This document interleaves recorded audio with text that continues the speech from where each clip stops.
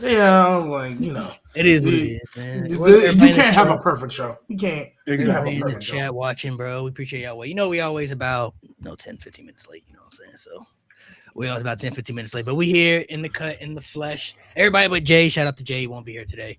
He won't be here next week, I believe, as well. He said so. He'll be out for the next week or Shout two. out Jay though. But we all here. We're gonna talk, of course. The whole episode gonna be dedicated to John Cena. We're gonna give John Cena his flowers, and maybe some criticism as well, because he got both through his career. But the 100th episode, man, we made it to 100.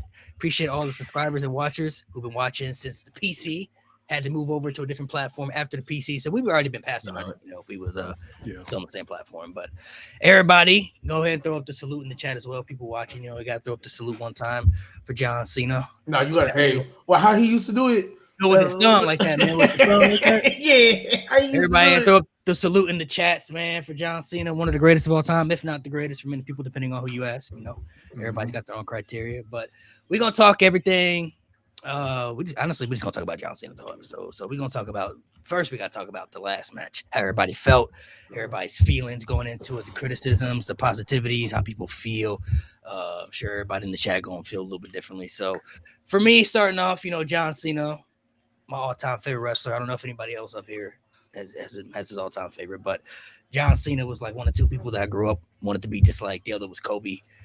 Never had a chance to meet Kobe before he passed, so I hope one day I get to meet John Cena, before the time he passes or anything, or before I pass. But John Cena was like everything from my childhood, bro. Like he really made me fall in love with WWE like fully once I started to really get into it. Going back to the Chain Gang days, bro, before the whole C Nation and stuff, the Chain Gang Soldier days. I used to have the chain, the jerseys, all that stuff, man. I had all of it when I was a kid. Don't have any pictures from that time. Wish I had some pictures from that time frame, but don't have any photos from that time. But for me, I can only speak for myself. For the retirement tour, I am pretty satisfied for what I got. I definitely feel like there are certain things that they should have did differently. There's one thing I wouldn't have done is the heel turn. I would have never done that for me personally. I don't think the heel turn for me, just my personal opinion, would have worked in 2025 because I don't see how you're going to convince the majority of the fans to hate a retiring John Cena on his way out. And as the year went by, the love seemed to get more and more. Like as the dates were counting down and you knew like he was about to leave, like the reactions got bigger, the emotions were there bigger. So for me, I got to see the 17th. Certain people shouldn't have been involved, but got to have the 17th. They gave him the Grand Slam title. Got to see some of the old feuds relived and stuff. Wish we could have got the Edge feud one last time, but of course, he's in a different company, so we can't have that. But I'm pretty satisfied for what we got. Him tapping out to Gunther doesn't make me look at Cena any differently as far as the never give up gimmick.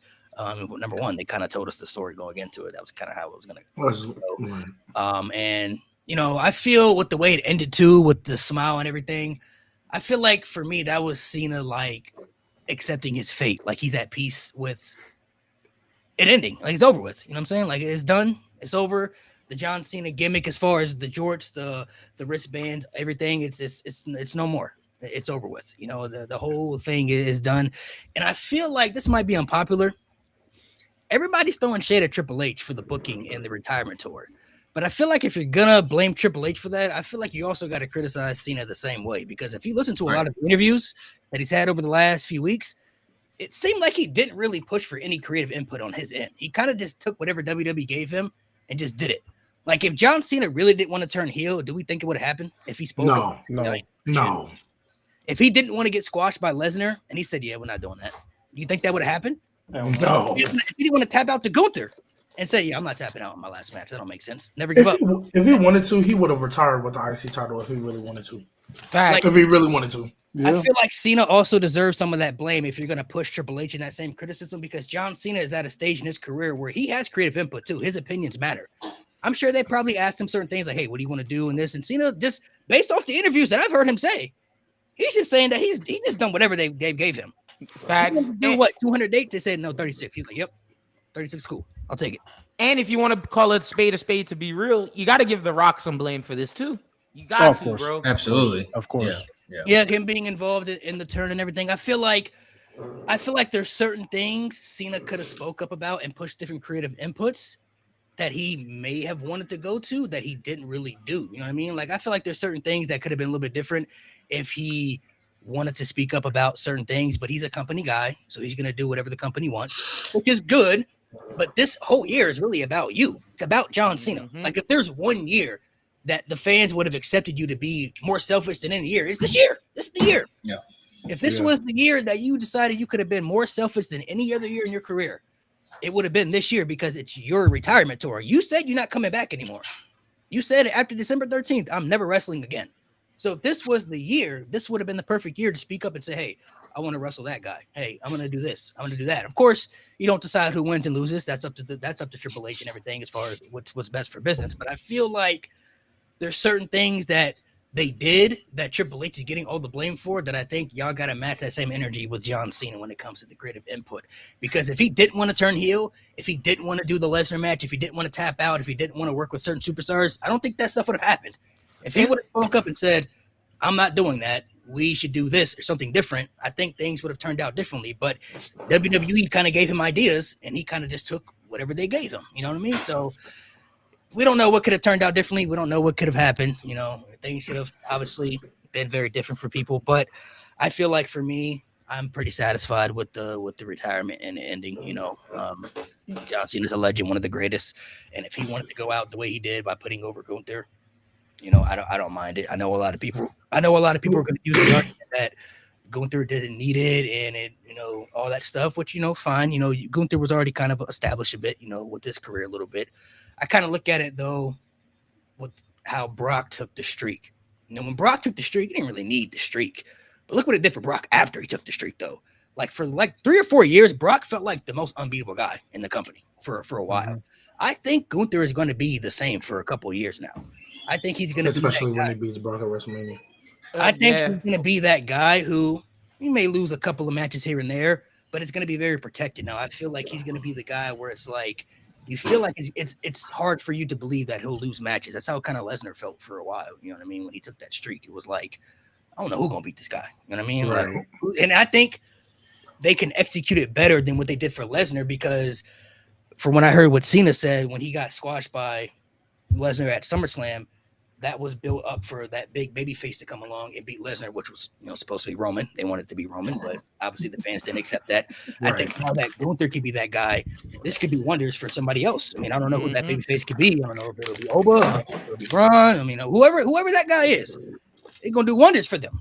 Whenever Gunther finally gets to that established final boss, I'm the most dominant guy here, and that babyface comes along and that underdog, and they finally tell that story of, hey, you're the guy who's gonna take down the most unstoppable guy. You know, that's what wrestling is about, right? So I think that's how they're gonna do it because I don't view this as an Austin Theory situation where it's like he beat Cena and it meant nothing. They've already shown they value Gunther before this one. He's already been the world champion. He's already beat some of the top stars in the company. Like they've already shown they value him at a high level. So I will be shocked if Gunther, after this win, just goes downwards. It will shock me. It'll be one of the biggest downfalls they ever have.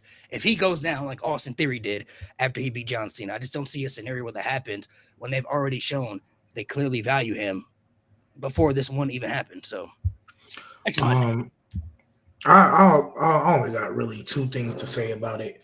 First off, because I was there for the LA Night match, that SmackDown. First off, him beating Cena, especially in the way he did, I think does 2 things. I think, well, mainly does 1 thing for him, and that whole "you tapped out" can't do that no more. Nope, can't do that no more because hey, your favorite, Mr. Never Give Up, tapped him out. So now what? Right? Can't do that no more. Second, and this is mainly to address obviously the chat because I've seen it here, and just some. I get people being emotional, but that's why. And shout out to my mama if she's watching this, or if my little brother showed her this. Shout out to my mama because she always told me something growing up. Maybe your mama did too. Never make a permanent decision off a temporary feeling. Facts. What I see is a lot of people wishing and hoping and praying and begging for a lot of things to happen based off a temporary feeling. You don't want Vince McMahon back. You're just mad at Triple H. Stop saying that. Because y'all are going to... First off, there are so many things ethically and morally why you shouldn't want Vince McMahon back to begin with. Legally, there's a lot of things you shouldn't want Vince McMahon back for. But let's just put that to a side because that's what the IWC likes to do. So let's just look creatively. Right. Let's just look creatively. A lot of people are like, oh, Vince McMahon would never let this happen to Cena. Do y'all remember Kurt Angle's retirement match?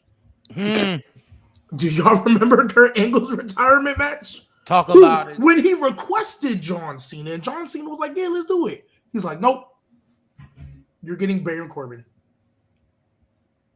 So, one, Vince McMahon is very well capable of giving you BS. And second, okay, can we argue that things should have been better here? Nothing's going to be perfect. Absolutely. Did they take some missteps? Of course. You can criticize Triple H and his decisions because 2025 was probably his worst year. He's done good things. He's fixed some things, but not everything is perfect. But you can criticize him without also wishing to go back to one of the worst eras WWE creatively has ever seen. Yes, Triple H, you probably didn't do, or not probably, you didn't do the best job with this retirement tour. But you know what? The shows are still enjoyable week to week, way more consistently than it was when Vince McMahon was here. I see a lot of people bring Vince back for one aspect, but then they forget if we bring Vince back, that means we got to bring Vince back for everything because he's a control freak. That means your women's tag team division that Triple H has actually managed to seem somewhat competent and relevant. Get rid of that. Your mid-card titles. When Sammy was doing the U.S. Open Challenge and Jacob had it, and so and now Ilya, that actually seems like an important part of the show. You can forget about that. Maybe the IC title with Dom would still be good under Vince. Maybe. Right? Okay, cool. Other than that, I mean, the Raw tag team division is still trash. The SmackDown tag team division has taken a major hit since it went on to Wyatt, so that's a different conversation for another day. But that took a major hit when it went on them. So that's just my issue. Like, yes, I get you didn't want to see John Cena go out like that. There's some people, even though it's been tradition for people to lose in their last match consistently for years, there's some people that don't want to see that. They want you to go out on top as a winner so that maybe we can get that one more match. I get it. But for y'all to act like this makes no sense, stupid. And for y'all to, let's bring Vince McMahon back like he would do way better. Like, y'all mad at Triple H because we had John Cena versus Logan Paul. Like, Vince McMahon wouldn't have made that for the world title. Talk about Like, Vince McMahon wouldn't have made that for the world title. Like, he would have been, I think it's too, like, hypothetically, what is John Cena winning? What does that do? You know what I mean? That's a good feel moment for the fans. You know what I'm saying? It's a good happy feel moment for the audience, but Cena has nothing to gain from that win because he's leaving. He's nothing to lose from that loss either because he's leaving still. So what does him beating Gunther do for anybody? It makes just Gunther to me look worse in the end because he's the one sticking around. Cena's leaving. Yeah. So I feel like a win. The fans get the happy moment and you get to cheer. Yeah, Cena got his last win, but business-wise, it doesn't do anything for anybody. That's what the IC title was for. And I see someone in the comments say, go out on top just like in real sports. Do you know how many athletes do not get the perfect story? Like, don't say that. Yeah. Like, that was insane. Yeah. How many athletes can we really name that went out? Peyton Manning. That's it. And even then, Peyton Manning, he won, but y'all remember he got benched. And the defense carried his ass. Right. Like, let's the only person that might get that, maybe LeBron. And he's not going to win a champ. No, he's not winning a chip. No, I'm talking about like going out like still like physically able to compete. Like, okay. We've seen a lot of people. We've seen a lot of people. Like Peyton Manning was washed that last year. He was done. You feel me? Like LeBron, if he retires next year, his retirement tour, he can still probably give us 25 a game. You know what I'm saying? Like still prove he can hoop, but like. But is that going out on top though? He's not champ. You know what I'm saying? Like, he's not the champ, but like he can still physically play. True. WWE. Then we look at the WWE mindset. Shawn Michaels really the only one for real that like retired, and we looking at you like, bro, you can keep going. for another 6-7 years for it. Yeah. And like they said in the comments, them UFC dudes be going out like G, I hate you. bitches, nigga. They be going out bad. Even in boxing, like the boxers, they be going out sad, dog. Like Floyd is the only one. Well, let's say Mayweather's look at the Ronda only one. Rousey.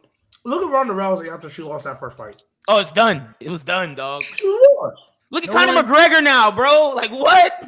Nigga, cokehead had to go get a rehab, and now he found Jesus.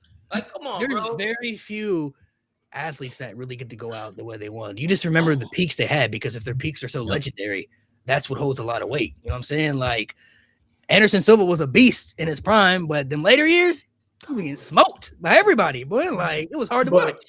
My last comment. As far as the story goes, okay, y'all didn't want John Cena to tap out. Y'all would have rather than pass out. That's not the whole story. John Cena's passed out before.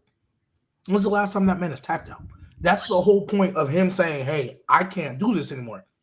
And he said it in interviews multiple times. I can't do this anymore. That's why this is my last year, because my body won't let me. So at the end of his career, he got his last little win over Dom. He got the Grand Slam, but at the end, he's going up against a monster like Gunther. And this Walter Gunther, this ain't that little bull crap he was doing when he had the world title. This is Walter Gunther. Yes, him tapping out makes all the sense in the world, because if he would have just passed out or hulked up like he used to do, oh, well, this is still Cena. This is still some semblance of Cena. But no, he finally was like, man, this really is the end. Now, granted, that smile was a little goofy, being that arm was around his face. And it wasn't perfectly shot. Like, if this was a movie, I would have had him redo it. But I would have had them redo the shot, because that was, you looked a little corny. But I mean, the it's overall Cena. story, it's Cena. So the overall story, yes, he can't. Hey, he realizes in that moment, yeah, this is it. This is really it for real. It's the realization setting in. And the beautiful the thing, smile he was, tried to hulk up. He tried. He grabbed for the fans. The fans cheered. He tried to hulk up. He couldn't. Yeah, he could. No, I think he could have gone in story. He could have gone another 10 minutes. He let go. He was like, I'm done. I'm happy. Exactly. I'm content. And it's because of what you just said, them 10 minutes, he knew it would have ended up that way anyway, because he couldn't. Like, you know what I'm saying? It was over for him. It was done. So I agree with you on that, Nate, for sure. Yeah, he was happy. And I think people are like, oh, we'll never give up. Like, that ruins the whole mantra. Bro, he's done. Like, Cena's done. Like, Cena, the wrestler, is done. Like, he does not need to protect that. We all know that wrestling is a scripted sport. His character will always be idolized and remembered forever, regardless if he tapped, if he passed out, if he won. Like, people are still going to look at John Cena the same. It does not matter. Like, you don't have to protect his character that strong, because he literally is done. He's not showing up in the jorts and the baseball cap and the wristbands anymore. He said once he's done, he's showing up in suits. John Cena, the wrestler, the character, is done. Like, it's over. So you saying he has to protect you don't have to protect it, because it's not going to be on our screen anymore. Like, it'd be different if he had another year left, but he doesn't. Or if this was 2010. Yeah, prime 2010. Never give up and you tapping out. Yeah. Like, all right, bro. Yeah, I'm like, all right. For sure. But I just find it so funny, considering like the era we grew up in. Oh my God. This man used to get so much hate for winning so many matches, and we had crash outs because this man tapped out. It's crazy, bro. And I want to add something to that Malik said about how John Cena could have definitely easily voiced up his opinion on certain things. He did with AJ Styles. He made that AJ Styles match happen. So let's not act like when Cena wanted something, he couldn't have made it happen. Yeah. Thanks. Yeah, I feel like there's the whole, I mean, realistically though, if I'm being honest, just for me, it wouldn't have mattered how he lost. People would have found ways not to like it anyway. It could have been CM Punk. CM Punk could have tapped him out. It could have been anything, bro. People would have been pissed. People would have found ways not to like it because he lost. CM Punk could have tapped him out, who's one of his biggest rivals, and they would have crashed out about that. Carmelo Hayes could have won, an upcoming talent, and they would have found ways to not want to like he's not ready. This is going to be another theory.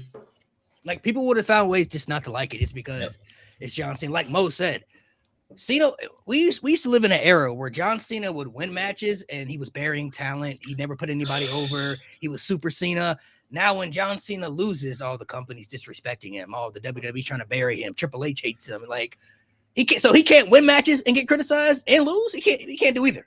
He wins matches, he gets criticized. He loses matches, it's still a problem. You know how quick the internet was? He beat Dom. Oh, where does Dom go from here? Dom won it back. Damn, why we gotta be? Cena can't have one defense? Bro, I guarantee you, if he would have won last night, they would have been like, what was the point of the tournament then? Facts. Y'all niggas are never happy. Y'all niggas are never happy. Y'all niggas Never are happy, ways not to like it, bro. Hey, Like you you niggas also are gotta never- remember too. Daniel Bryan, man. You also gotta Fickle. remember John Cena is in a position where he's like an icon.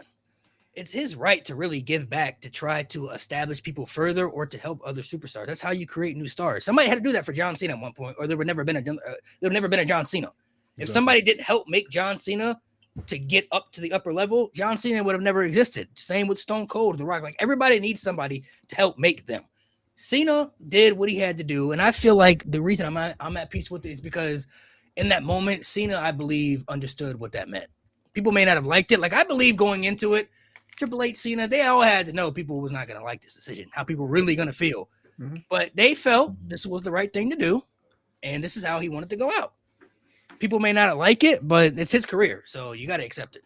And the thing is, they made Gunther the biggest heel now. Gunther's the biggest heel if they do the right things. And honestly, if Seth Rollins can be back for Mania, shit, you could give Gunther to Cody. You could at this point now. And let Gunther win it. You could. I've been saying it. I've been saying it. You can give it to him. My idea, as soon as they put him in the tournament. My idea, I saw this on Twitter from somebody about people retiring next year because there could be a couple people. What I would do, honestly, I would put Gunther on a path where he's just going to get rid of some of the legends of today, like retire some of the people. Like if Jericho comes back, I'm feeding him to Gunther.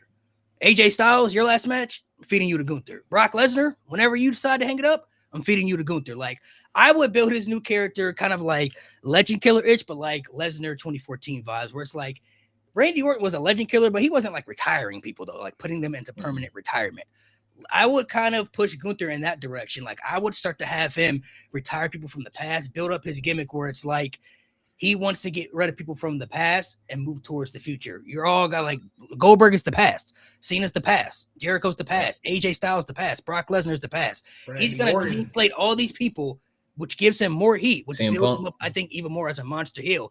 And then I eventually would give him to Cody or Punk, whoever. So when he wins the title back, now he's this monster heel who retired all these legends that people loved, and now he just beat one of the top baby faces in the company, and now he has the title back.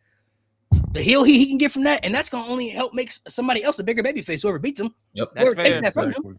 I'm not mad at that. And that's what I would do, because I feel like from now, I feel like you could have him win the Rumble, get the title, but like if he goes on a path for months where you just start to have him be like this guy who just wants to retire all these beloved legends, because you know people gonna glaze Jericho if he come back to WWE. They hated him in AEW. He come back to WWE. Jericho back. You feel me? Like he's here. It'll be a great moment to hear the theme song, but I ain't trying to see that man wrestle. I mean, you may not, but yeah, I know, but I know how it go. But I think people also have to remember. There's people who are mad that Nikki Bella didn't win the world title. So yeah, like it's out there. That shit's nuts. I think we also have to remember, like 2025. Yeah, right. We have to remember that's the point at the end of the day of WWE. In a nutshell, is to make stars. Yeah, make larger than life characters. You can't do that, and that's if you don't have the ones that the larger than life characters you do have making new stars. That's crazy because go ahead. Okay. No, I was just gonna say oh jeez. My bad. No, go ahead, bro. I'm not gonna lie. Go ahead. Go ahead, G. No, it's just like when you look at Gunther. Okay, maybe he specifically maybe didn't need it, but look at how people are gonna look at Gunther now versus before, when all anybody could yell is "you tapped out." That's what Gunther was for me. Mm-hmm. You tapped out. They wanted to flip his bus last night, bro. It's real now. He's here. It's real. Even after he choked out Jay, they were still chanting that shit. I ain't never seen a wrestler in the 2020s that almost got jumped. They was ready to jump him outside his bus. That's real. That's real. It was in DC too, so you know he's outside, bro. That's real heat, bro. He's a heel now. I wouldn't sell no Gunther merch. I wouldn't sell none of that shit. All that Ring General shirts, get that shit out of here. Someone just lied so hard. They said Oba got more eyes on him than Gunther. How? Right, so the one match everybody tuned in for where they watched Gunther, but Oba got. Yeah, all right, bro. It's crazy. And it's crazy, bro. I was gonna say, like, for years we was complaining that WWE didn't know how to make new stars because they kept going back to the well. They kept going back to Goldberg. They kept going back to Undertaker. They kept going back to even John Cena. They kept going back to the old guys. And the one time you get a chance to make a new star, it's like, why would they do that? Cena should have won. Like, what? Like, and speaking of my bad, but speaking of that, for those of y'all that are going to pull, because I told the guys backstage, for those of y'all that are going to pull the Gunther's 38 crap, say he's pushing 40. Batista was 36 at WrestleMania 21. And he's older than Triple H. I got a question. I don't want to hear when do y'all think Undertaker's prime was? Like in ring wise, physically, like in ring, like hey, 06, from that Edge WrestleMania to the CM Punk WrestleMania. Nah, I gotta include 07. Even before that. So let's go 2007. Let's go 2000. Yeah, we can count that too. Yeah, 06 to 2007. 06 to like 2013. That was him in 2007. From 2007 to let's just say 2013, he was having some of the best matches of his career. Some of the best matches of the year in the company. And y'all better not mention young in his 40s because he was fighting Giant Gonzalez. So miss me with that. Fighting John Gonzalez. That was not prime Taker. Shawn Michaels' second peak. He was like late 30s, early 40s. You can argue was better than the first one. You can argue was better than the first one. Shawn Michaels. Let's go 2005. Let's go 2005. Because that's he was having good matches in 2002, but let's just. Shawn Michaels was like 40 at the time. He was like 40. Yeah. In 2005, yeah. Pretty sure they're the same age. Pretty sure. Yeah, him and Taker like the same. 2005. He's 40. So that means when he came back, he was like 37. And people wanted him to beat Cena at WrestleMania 23. So, bro, there's still people right now that are caping for Randy Orton to win another title. Like y'all pick and choose. And want him to beat Cody. And I'm so glad you brought that up because the way y'all be hating on Roman with his PTO and nobody say a word about Randy. Where's Randy, bro? I miss him. Randy got buku PTO, man. Meanwhile, Randy in Saudi Arabia at the zoo. At the zoo, bro. Granted, I don't know if he's like, we don't know why he off TV though. We don't know if he on PTO or if the company just like he wanted time off. I think it's his back. Yeah, we just know Roman Reigns he just come and go. You know what I mean? So it's just like, Roman Reigns. I'm not gonna lie. Randy come and go too. Randy, he do. He could. I'm saying we don't know that though. Like we know that with Roman. Like with Roman, I mean, we know. Charlotte is never. We know. Yeah. People pick and choose, bro. I feel like that's the one thing about nostalgia can be good and bad, bro. Like they don't hit the same. I feel like nostalgia can be good and bad. Sometimes people don't know how to separate the nostalgia from realistic things that happen. You feel me? Like it's cool that John Cena is your hero and stuff like that, and you like at heart you wanted him to win. Like at heart, like I want my hero to go out on top. But like, y'all ever like watched movies and been like, man, it'd been cool if like the villain wanted to play out only. Like when Infinity War happened, I was one of the people in the theaters that was like, this is good, bro. Like this was because that was the first time the villain got to actually came through. Yeah. Like the villain, like he felt like the villain felt like, like, oh man, he felt like the final boss, bro. Like that's crazy shit, bro. That's crazy and ironically enough, that movie's better than what Endgame, made bro. Endgame. I mean, it is. Yeah. But that's what made Endgame so intense. That put Tony Stark in another tier where like niggas go to bat for that man. Like, nah. You not playing with my GOAT no more. Yeah. Because remember when Captain America Civil War came out, it was split down the middle 50-50 whose side you was on, and people dead thought Tony was bugging till he snapped them fingers and hey, you can't say it's like 80-20 now. It didn't flipped. Everybody you know what? Can't say nothing.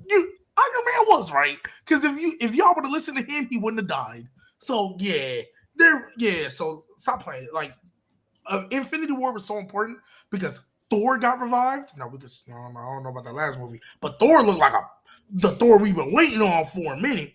Captain America came back in Endgame with the beard. We was like, hold on, who this is? Black Panther. Yeah, so stop playing with that, bro. You have to have a good villain. You have to have a good like opposing threat. So that when you do get the new star that everybody can fall into, and it ain't got to be an underdog, it's just a new star. Boom. And that's exactly what Gunther is finna be right now.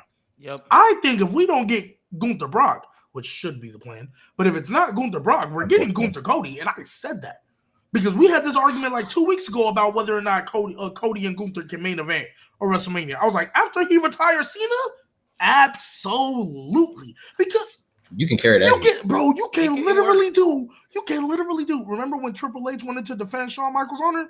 You can literally do the same with Cody trying to defend Cena's honor. Oh, you tapped out my hero, blah, blah, blah. And to add to what you just said, G, it makes it better that Cody gave that interview last night and damn near cried on camera for 9 minutes after the show. You could tell that story easily. You can do either one, whatever G said or what Malik said. Either one works. I think it comes down to how healthy Seth Rollins is. I think if Seth Rollins is healthy, then you could do Gunther versus Cody. But I think Seth takes on Braun either way. Well, I mean, if he's healthy, I think that's. I don't think Braun is the Mania match though. No, I think him and Roman should come together to take the division out. No, I don't want to. Roman and who together? I don't want to see that. I don't want to see that. I never. They should. They got a common enemy. And then they build. I get story. that. I never want to see them on the same page ever again. I want them to wrap this up. I want Roman to get that win and let's move on. I never want them to be on the same page ever again. No more Shield lore after that. I don't want to see unless Dean Ambrose come back. Even then, which he never will. But unless I'm seeing all three, I never want them to be on the same page. Even then, I'm good. I never want them to be on the same page ever again. No, thank you. Because they should that story of Roman finally overcoming his demons and accepting and forgiving Seth, and then they can finally duke it out. I feel like not after him being a hypocrite. Yeah, I feel like they were gonna do Roman Seth. Like that's the direction I would go in. But I'm kind of with Nate though. Like when Seth comes back, how could he not go after Braun? Right? No, Braun, yeah. Because the reason why I wouldn't want to see that, bro, like he got to go after Braun. Then you see him. He can go after Braun. My problem is Roman. For me, logically, I still wouldn't side with you because we're not gonna be. I'm feuding with this group because of you. Yeah, Roman. So I don't care that they turned on you. You can kiss my ass for real. I still think doing Roman and Cody. So that's gonna be what he's doing. Okay, so you still think I don't want Cody that. happen? Okay. I mean, I'm not After gonna what lie, happened Nate, last I don't night, want. I don't want it either because Gunther, the way they did. But I can't be. I wouldn't be shocked if they did that, bro. I wouldn't be shocked if they did that. I'd be cool with Cody coming 3. You could do Cody 3 and then do what Malik was saying, like Gunther retire everybody, let Cody get the clean win on Roman, and then you set up that Gunther.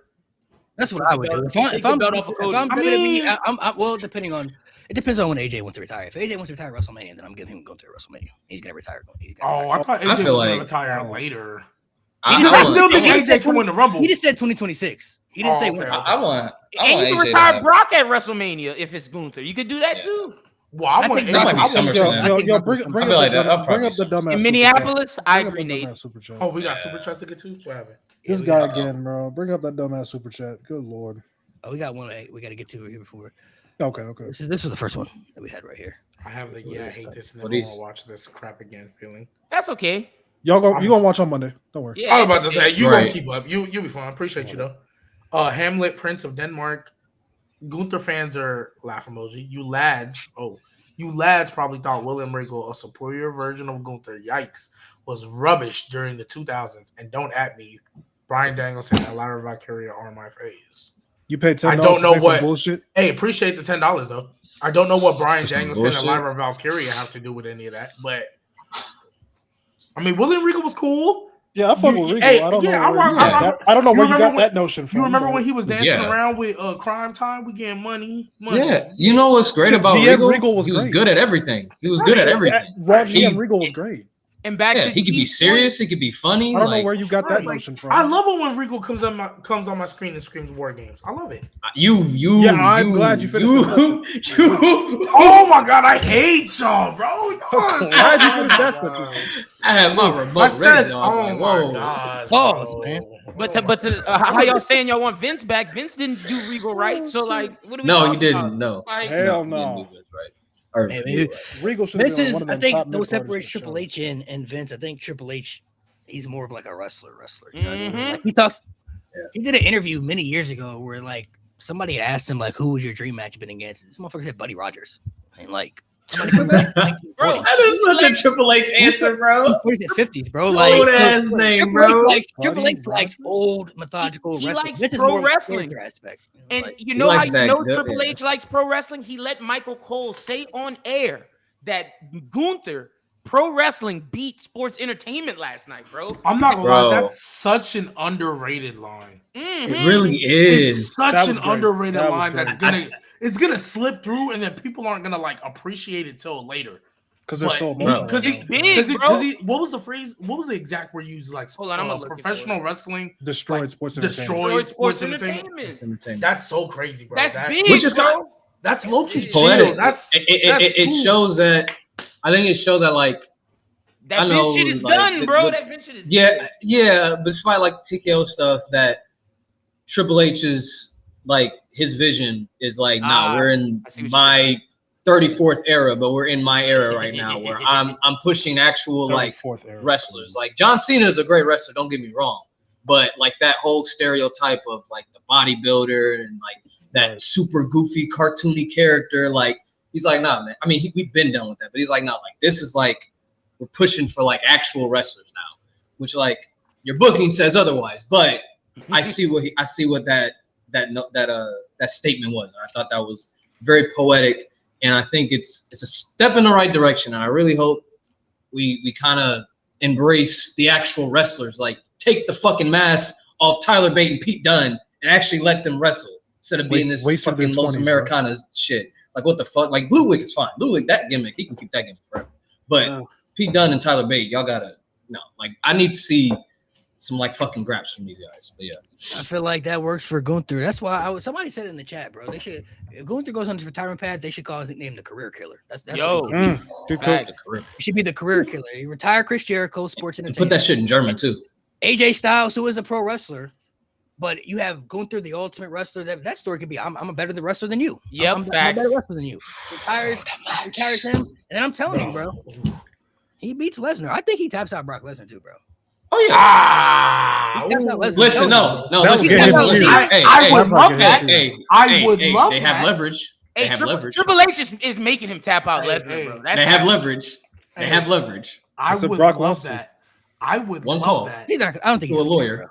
Right. But honestly, to Brock's house. All I gotta do is give him a bag. Yeah, just give him back. We'll pay you $5 million. He tapped out Cena, bro. He's tapping out Brock Lesnar, bro. Facts. Just pay him that A-Rab money. Pay him that A-Rab money. Hey, let me make y'all laugh. I saw someone tweet this. They were like, "Bro, Gunther is Hogan. Gunther is what to Triple H what Hogan was to Bischoff." Could be. It depends how big. I feel like whoever beats Gunther when he wins the title back, once he's at an established market, it's gonna be more of like that underdog baby face. I don't know who that is yet on the roster though. I don't know who they look at. Somebody we don't know yet. We don't know who it's gonna be. It could be anybody, but I don't know if it'll be Oba because Oba has the size. You know, Oba has the size and the strength. That's not an underdog. That's not an underdog. I mean, that's an even matchup. That's the perfect matchup. But I mean, maybe it could be Carmelo. You know what I'm saying? We don't know. It could be, somebody that we don't know about yet. If it was me, and people aren't gonna like this, but who cares? Because the amount of heat he's gonna get is gonna be all the worthwhile ill. I think. Same thing. Yeah, hell no, not anymore. Hell no. It's the perfect underdog, bro. Brother, not for this. Johnny Gargano. If they built him up right, I believe in that. I had to channel my inner Lewis. You know what John Cena said in the interview when they asked him the one-word question? He said, Sami Zayn. He said, underdog. Yeah, I was like, why? I was like, I can't stand. Bro, as soon as he said that, I thought of G. The second he said that, I did too. I know G's just like. Nah, G, I literally saw that bullshit, and I was like, let me get back to this lab before I freaking lose my crap on these kids. That interview though, I would love for it to be mellow, man. If it was me, this is what I would do. Right now that he didn't retire them and tapped him out this, that, and the third. Mm-hmm. I don't care who you got win the Rumble, but one of these two got to win it, in my opinion. Gunther or AJ Styles. That's who I would pick to win the Rumble. Now, if I'm picking, but that's why I'm saying what I would do. Roman is definitely the favorite. Right. AJ Styles would go face CM Punk. I think that match would go crazy. I think that would be and CM Punk can take the loss. Like, that's a loss that's very acceptable. doesn't lose anything, and hey, we got AJ as champion again for the first time since 2017, or as world champion anyway. So that's a W. Gunther to Cody. We're doing Roman Seth in this magical scenario because I would have Seth come back and cost Roman the Rumble. Like he could feud with all three of them, but somehow Seth is the direct cause to why Roman did not win the Rumble. Right, whatever the case. That's what I would do. AJ Styles will be your world heavyweight champion for however long. Gunther beats Cody. We have that. Cody eventually turns heel, does his own thing. AJ will eventually lose, but eventually, like towards the end, he would go and find his way to Gunther and be like, I know if I still got it, if I can beat you. And Gunther's like, I beat Cena.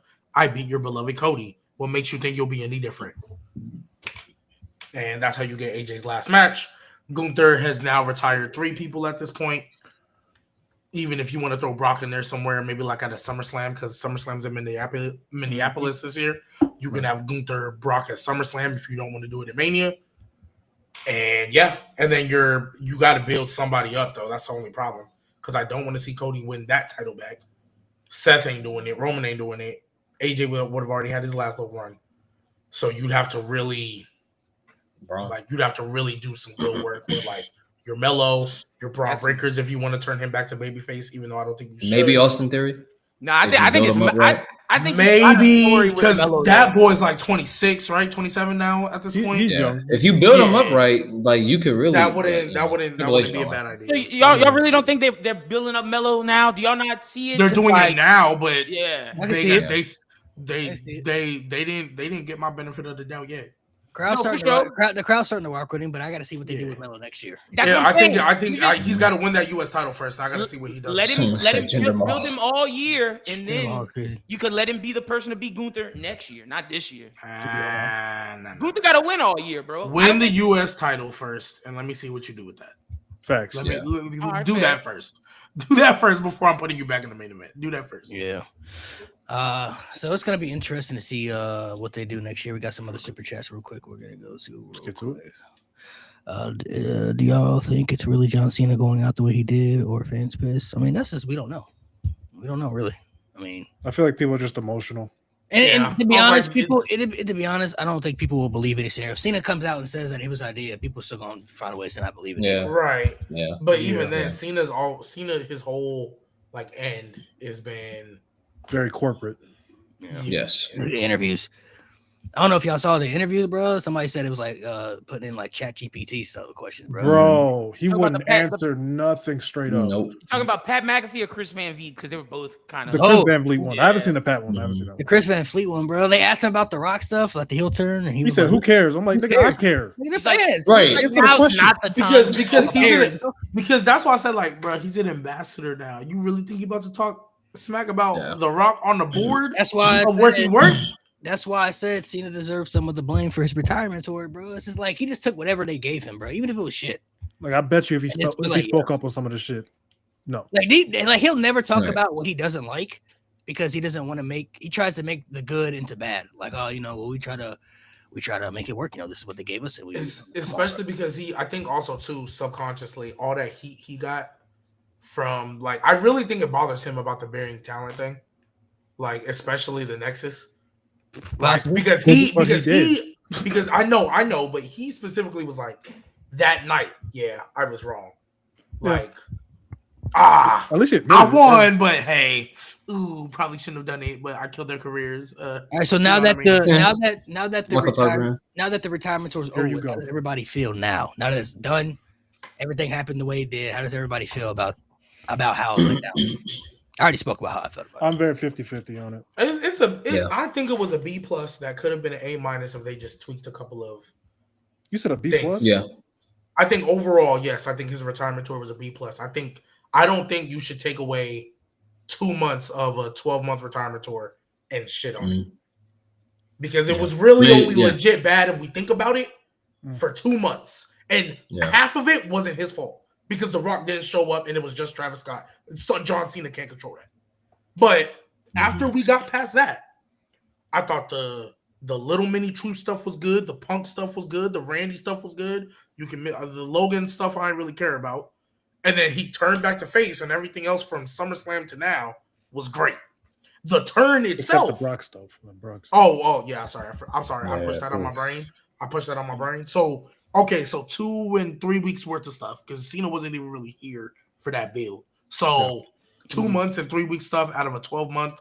That's why I say if The Rock shows up and they execute the heel turn just a little bit better, I think it could have been an A, but it's a B+ because everything else, I enjoyed everything else other than Travis Scott being the reason Cody Rhodes lost his title, honestly. Yeah, facts. And the Logan stuff, I could have cared. Them teaming up, I didn't really care about. And then the match itself, that was a waste. But like the match Logan, itself, I didn't care about. Hey, but like Logan said, that's not really his fault either because Travis Scott didn't show up again. Logan just said that on his podcast like last week. Yeah, so the fact that he was supposed to team with Travis, he basically said what Cena wouldn't say. So there's supposed to be a 6-man. It was supposed to be Logan, Travis, and I think somebody else versus some other people. And the day they were supposed to announce or whatever, Travis Scott didn't show up. Like he no-showed, and they don't know. He doesn't really know why. He kind of gave his own explanation of why he thought, but that's basically what happened. So that's not in anybody's control. Lynn, how do you feel about the retirement tour? I'm gonna give it I'm with G. I think it's like a B+. I can see why Mo would say maybe not as a B+ for those. So you give it a B. I'm not mad at that. I think the Punk match was great. To get Punk to go to Saudi Arabia, I thought that story was awesome. The AJ Styles stuff was incredible. The Cody match, you can argue, is a top 10 Cena match of all time. I love that. So I can't be mad at it, bro. I can't. The Brock Lesnar shit was ass, but like besides that, I'm blaming The Rock. I'm blaming the fucking Rock, bro. It's always my views. Like, because your ass inserted yourself into that shit. They was gonna do something else. I feel. I don't even know. I feel like The Rock inserted himself and didn't follow through. So that's what you're gonna be mad at for, if anything, for me with the Cena retirement tour. Because Triple H can't control if The Rock shows up. Yeah. Mo, what about you? Yeah, C+. So passing overall, I think some people overhated the run. Like when people are like, "This run was horrible. This was one of the worst retirement tours ever." Kurt Angle, but my god, hey, there's a lot of good that happened in it. I can't deny that. I can't. But yeah, y'all talk about the Baron Corbin match, but y'all remember what happened the night after? Lars Sullivan, fuck out of here. Fuck out of here. Kurt Angle, bro. I don't care what anybody says. He got punished, bro. They punished him for coming back to the company because he left. Literally, bro. TNA. Bro, that's he even spoke about it himself. He felt he was punished because when he left WWE, he didn't tell them that he was going to go to TNA. He asked for his release, and he promised Vince he would come back when he was ready, and then he went to TNA. So Vince probably mad as hell, like, "Oh, nigga, you okay?" You just left and went to a different company, and then had his real peak over there. Some of the best stuff he ever did over in TNA. So when he came back, I felt it was a punishment because he wanted to wrestle, but then Vince didn't want him to wrestle. And then when he got back in the ring, he hadn't wrestled or trained in months, and he was old at the time. So he said his body just wasn't, and didn't react the same to it. So, Nate, final thoughts on retirement tour? I give it like B-. I thought the heel turn, I think if you would have done that at WrestleMania without The Rock, I think it would have been 10 times better. Looking at the fact that The Rock had nothing to do with it and Cena never even mentioned The Rock. I don't think he ever mentioned The Rock again in his retirement tour. I think Cody's the only one who brought up the fact that Cena sold out his soul to The Rock. So I think if you take that element out, take the whole shit with the Logan Paul stuff, with the Money in the Bank, and the true stuff was cool. But like you take that aspect out, you take out the Brock stuff.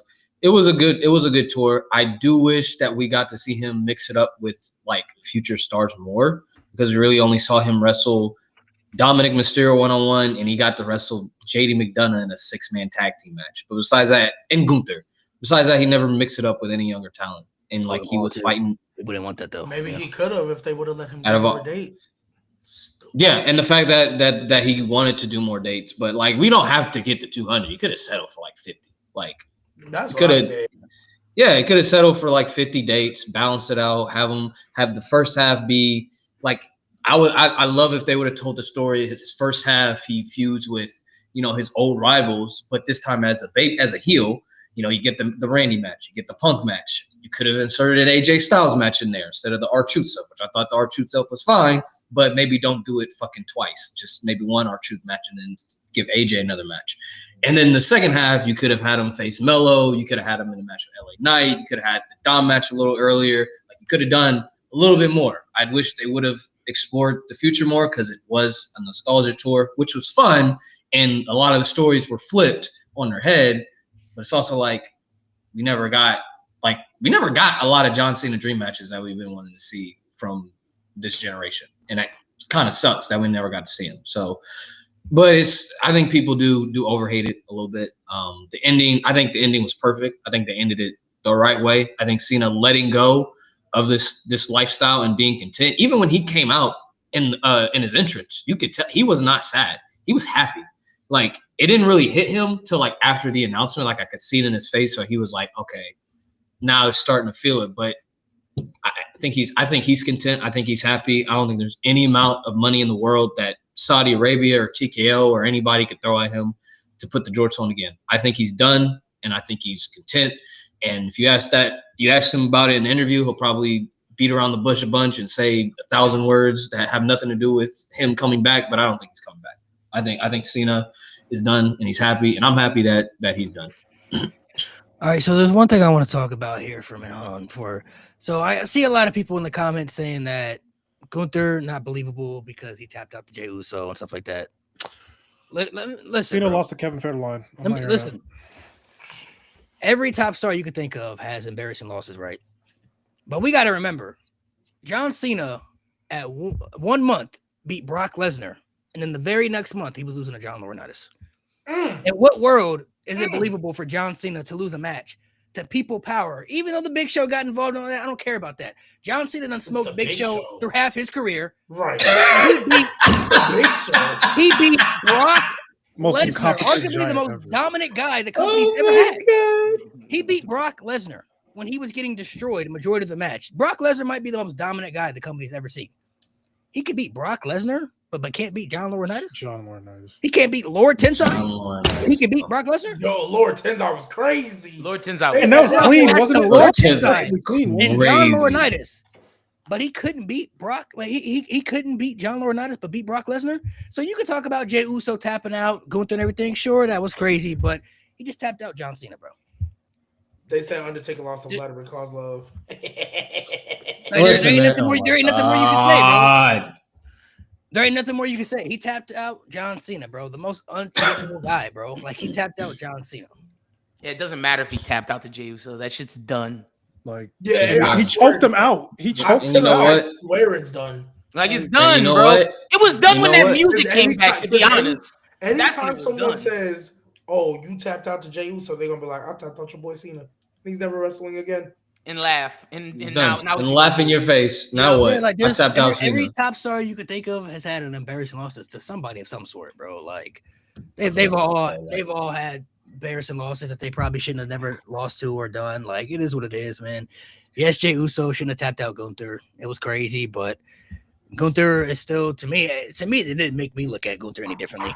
Just like when John Cena lost to John Laurinaitis, I'm like, that's still John Cena. I mean, it's crazy they lost that match, but like, it's still, I'm not looking at John Cena. Worst year of his life. I was about to say worst year of his career. Divorce, losing every time they show that video package, they always just, oh, he got destroyed by Brock Lesnar. Why y'all acting like he won the match? He won the match. So stop putting. You know what's crazy, bro? That always gets me, bro. He says, like, you sent my life into a tailspin, both professionally and personally. They show him. He blames his divorce. Like, they really blame his divorce on The Rock, bro. Because you lost to The Rock. She looked at you and said, you lost to this bald mother. Yeah, bro. Sign these papers. So and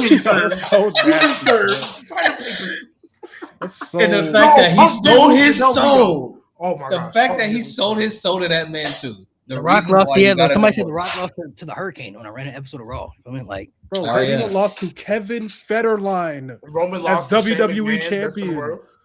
Like, yes, there's context that matters. People got involved, but a loss is a loss still at the end of the day, bro. You either win or lose in wrestling. There's a draw, but like, you lost. Hey, mind you, Kevin Owens and Sami Zayn, you know, y'all favorite Sami Zayn, You know they lost a WrestleMania match to a returning Daniel Bryan and Shane McMahon. They did. Oof. Best in the world, brother. That's when that man was still a babyface. Sami Zayn lost to Johnny You gotta Knoxville. think about it like this.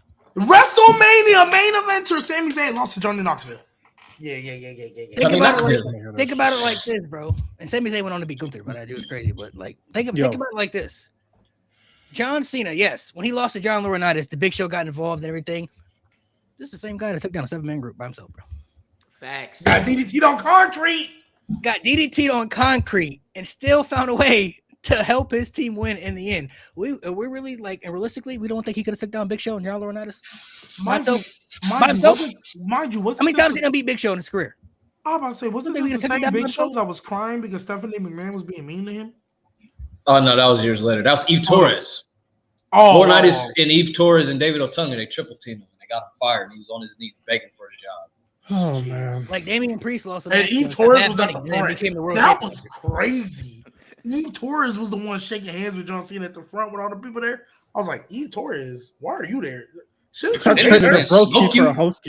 was like, bro, somebody Becky Becky just lost to Maxine. Yep. AJ Styles lost to James Ellsworth. I don't even remember that. That's crazy. Cody lost. Yeah. I lost 3 times to James Ellsworth. 3 times. He did. Three times is crazy. As WWE champion, yeah. 3 times. As WWE champion. Lost him 3 times.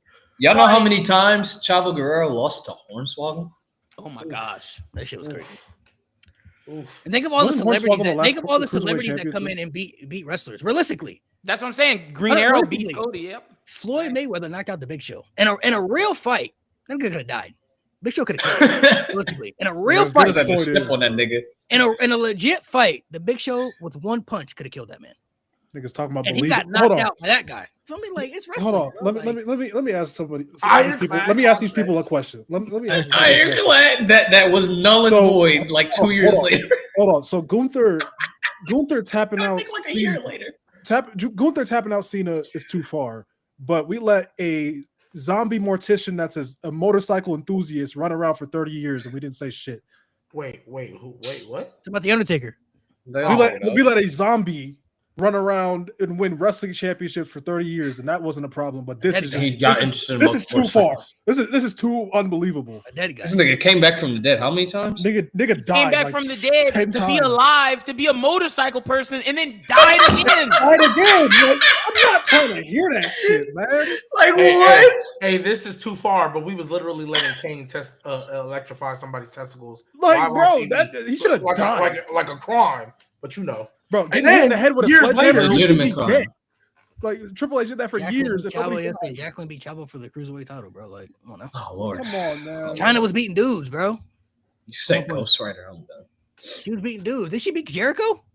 Out of all people, Snoop Dogg beat Jericho. Snoop Dogg has a WrestleMania win. Yeah, he does. Bro, that's what I'm saying. Like over WrestleMania main eventer Miz. Bad Bunny beat Damian Priest, and then a year later he won the world title.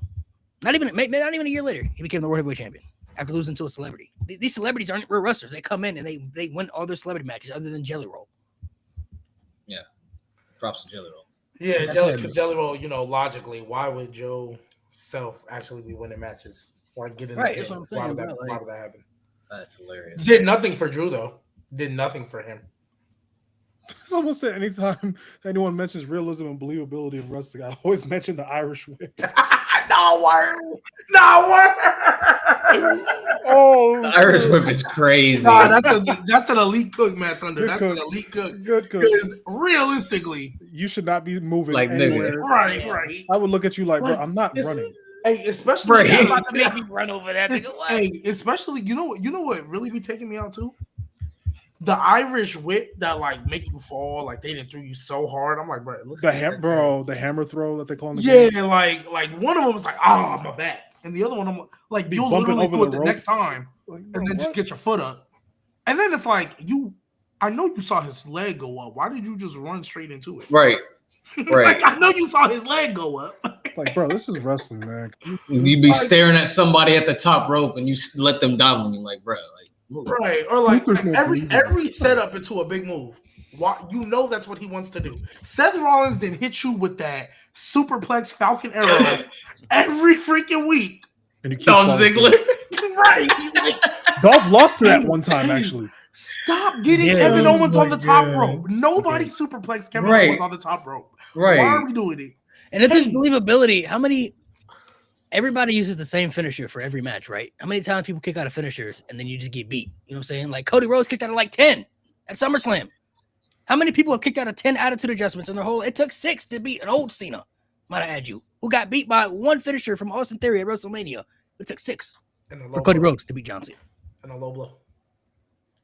A low blow too. Yeah, but I like, guess that's the kryptonite for every wrestler. In front of the Make-A-Wish kids, mind you. nasty work, nasty work. All right, so to dive into some more John Cena stuff, what was your least favorite and favorite thing he did this year? So favorite thing and least favorite thing. I would say favorite thing he did for me, I would probably have to say the AJ Styles match. I think that shit was masterful. That was like beautiful storytelling, incredible match. Might be one of the best Cena matches I've ever seen in my life. Like that was a great match. If that had been his last match, that'd have been the best retirement match for me. I think that'd have been up there. Like him, like it'd have been up there for freaking career for me. I'm like, bro, that shit was like, what a way to go out.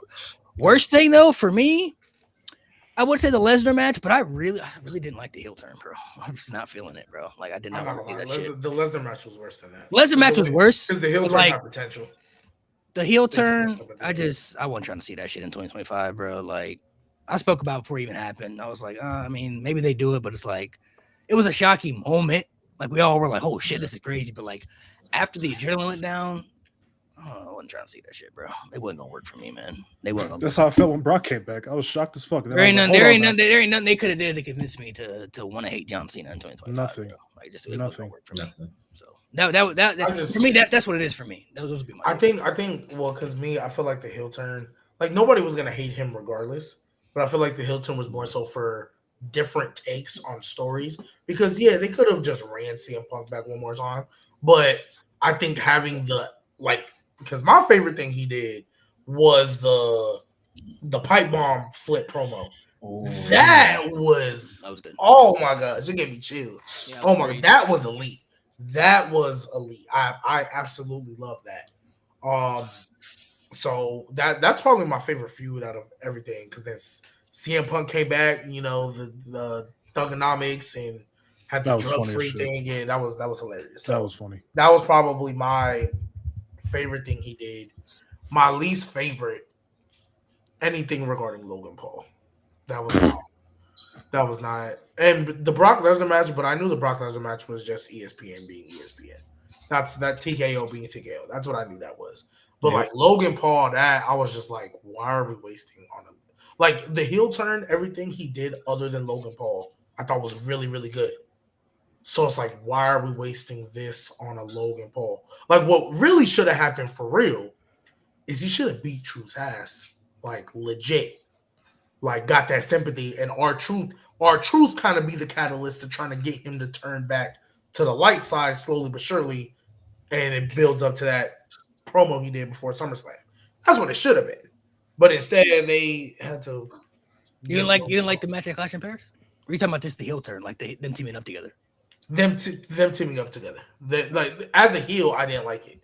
Like that. That's what the Clash of Paris match was cool, but like them as a heel. Like them teaming up together, I could care less. Yeah, I feel. Len, what about you? My least favorite thing was the WrestleMania match with Cody, bro. That as a fan, that just made me feel so deflated. That was just, I didn't like that. Obviously, we could say Brock because we all don't like Brock, but I'm gonna use the WrestleMania match with Cody. But on the flip, my favorite thing was the SummerSlam match with Cody because my God, that shit was incredible. It showed that John Cena can still put on a 5-star classic, and I think I think that leads to the AJ Styles match. I really do, and I think SummerSlam with Cody was my favorite thing. Mo, what about you? Personal favorite was the Cody thing. Just being there, like being there in person was like, I felt like a kid again, just watching every last moment of that. Like when he hit the code red, jumped out of my seat. I didn't think he had that in him anymore. So like just being like it felt nostalgic. But least favorite, yeah, probably Money in the Bank. I fucking hated that. Like, what was the point? Wait, what was Money in the Bank? With the stupid tag match with Logan. Oh, I forgot that. Why couldn't that just be Punk and Cena then? Yeah. That wrote itself for sure. Like, literally. Why? Yeah. Like, I'm not gonna lie, they could have did Randy and Saudi if they really wanted to. If they really wanted to, yeah. I mean, shit. You want? Backlash St. Louis that made sense though. That made sense. Yeah. They could have did. Shoot, they could have did AJ and Saudi. Yeah.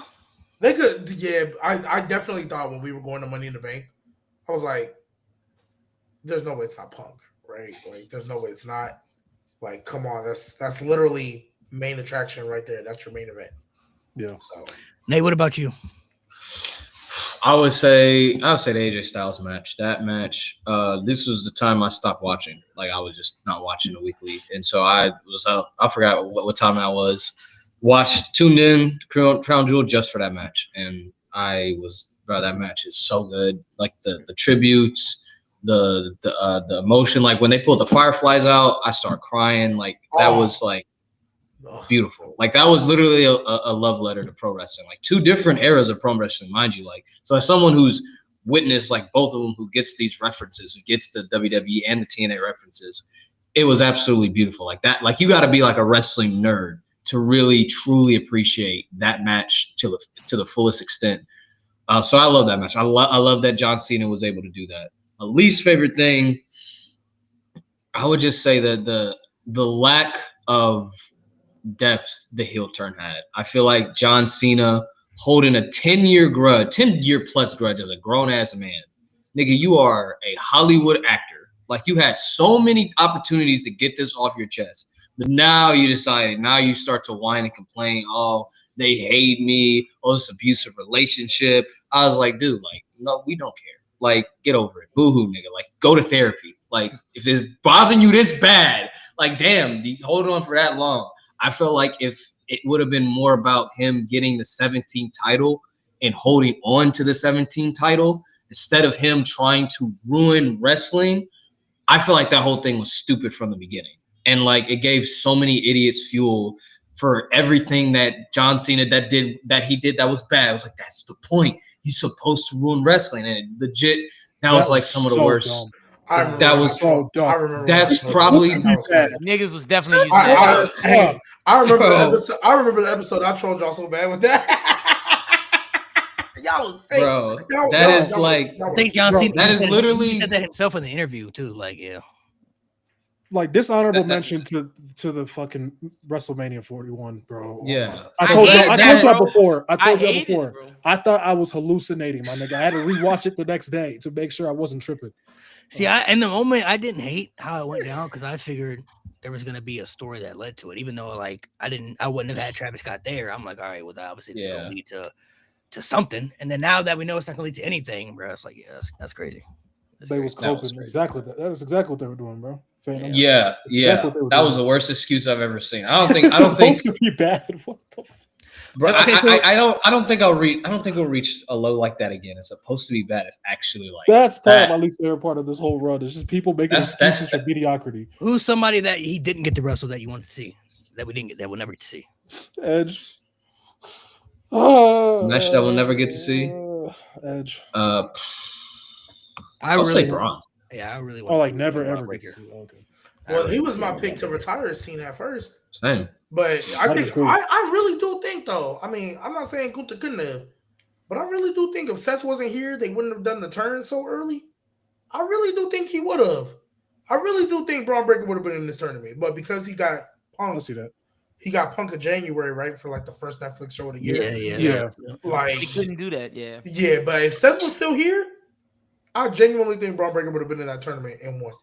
And went on to retire. And then, so that would have been the fuel needed to eventually fuel when Braun Breaker is kind of like, all right, I'm past you. Yeah. Like, I've retired John Cena. What do I look like listening to you? Especially because I think CM Punk, he wouldn't be World Heavyweight Champion now. I think CM Punk would have won it from Seth Rollins, like, around this time. Like, kind of, let's just say the January show. Whenever that match was supposed to happen, I think that's when CM Punk would have won it back. And then Braun Breaker would just look at him like, well, because Roman would have cost him probably. And then been like, I'm past you. So that's how I think that would have went down. But we'll never know because Seth Rollins is the guy. Can't stay healthy, but So my answer would have been Braun Breaker. That's who I would have loved to see him face. Nate said Braun Breaker. He said Edge. I don't know if G was Braun Breaker too or not. Yeah, we can just go with Braun. I can't think of anybody else because we got the AJ match when I thought we weren't gonna get it. So man. Other than that, that's really all I really wanted to see for real.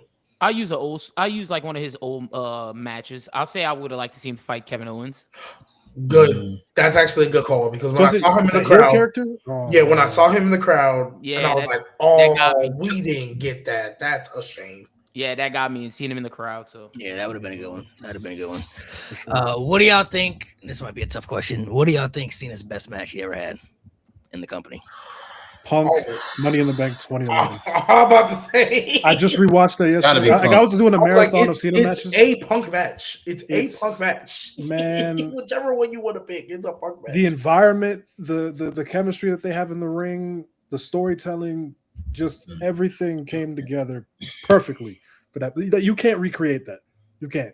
And you can argue it dead changed like the way the company is the way wrestling was looked at. Like it changed. It did for me as a child. It did for me as a child for sure. But like realistically, right? And this they might get too much credit, but you know what? This is where we talk about it. This is where we discuss and talk about it, whether or not I'm bugging or not.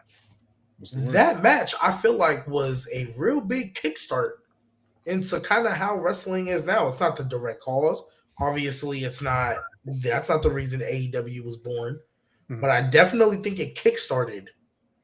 So okay, I think that feud did for sure. To separate the question, what do y'all think the best story match that he had, and then what's the best like in-ring quality match I think he had? Because sometimes people like to separate the two. So that's my story match. My best in-ring match, Styles. I think the Royal Rumble match is better. I think they're neck and neck, but I think the Rumble match was a little bit better. Okay. I'm low key gonna say the same. I low key am gonna say the same. I think my story match is Punk, obviously, and at Money in the Bank. I think the in-ring match, AJ Styles and at the Rumble, not SummerSlam. Ooh, you know what? I really like the story match though. Honorable mention. I really love the Firefly Funhouse match. I really love that too. Love that one. Love that too. Lim, what about you? Yeah, I'm gonna agree with Mo about the story with CM Punk, Money in the Bank, and it was definitely the AJ Styles match for me at Rumble.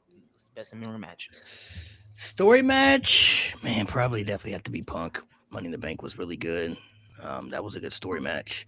Yeah. And ring quality. That's tough, man. That's tough. AJ at SummerSlam was really good. Yeah. Daniel Bryan at Royal Rumble, SummerSlam was really good. Great follow up. Shawn Michaels on Raw was really good. Yep. I was gonna say I'm surprised nobody said that yet. I would say Shawn Michaels on Raw, bro. That's probably actually, you know what? Ooh, CM Punk on Raw too. Yeah, God. Yeah, had that man doing Hurricane Ranas and I think that's their best match for me, bro. That's Punk and Cena's best match to me. That shit was like that was WrestleMania worthy. Absolutely. The fact that we can get that. I'm gonna go for story. I'm gonna go Firefly Funhouse. I think that was a really good breakdown of John Cena's career. I think that was fantastic. Be a little different from the in-ring perspective. I'm gonna go that Umaga match from 07. Oh, nice. Just be different. That match.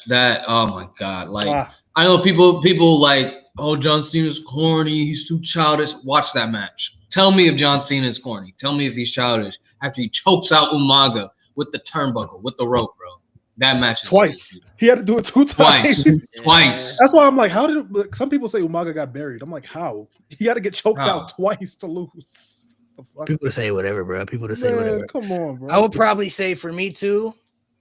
I know a lot of people. 07 Cena was like his peak. Yeah. But I think Cena's best year for me was probably 2015. 2015 was probably his best overall year. Like that to me shut down all the he can't wrestle allegations.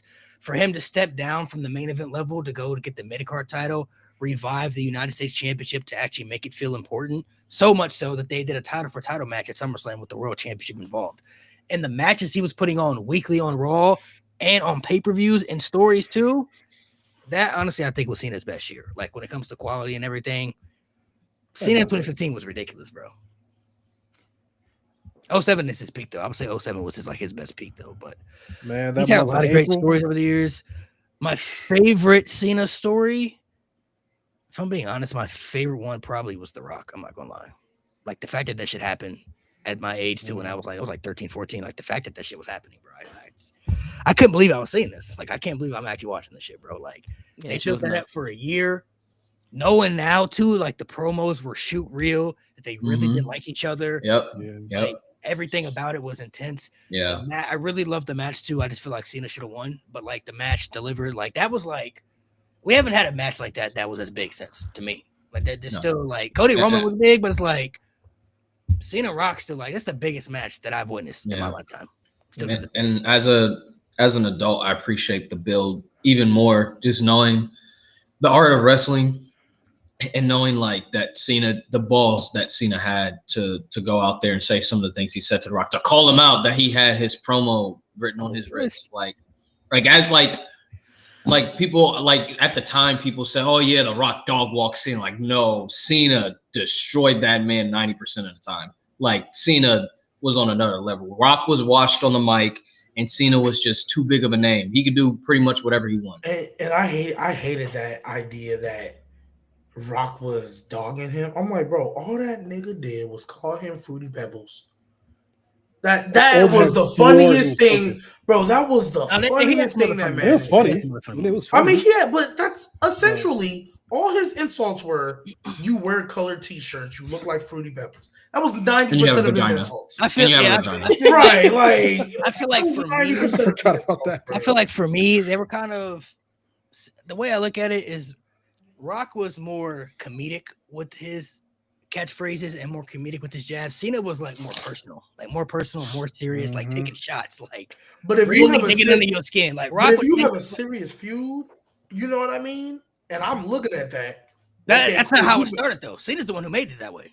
It wasn't supposed to be like that serious. Cena's the one that was taking them jabs, and then Rock started to get like, all right, so we taking real shots now. All right, because that's when he came out. He didn't go over it with Rock. Remember the next week he came out and he was like, I rip your throat out and shit like that. It was all up in his grill and shit like that. Like that didn't happen. Cena was raised. He was like, yeah, I know. Like he was raised smiling like, I got your ass. Raised baiting that man. I got the serious out of you.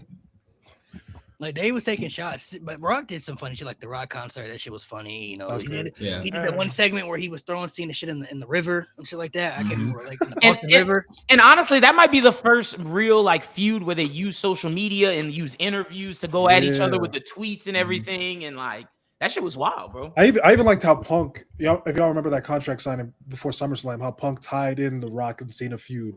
He used the video from the Rock to tie into that as well. Yep.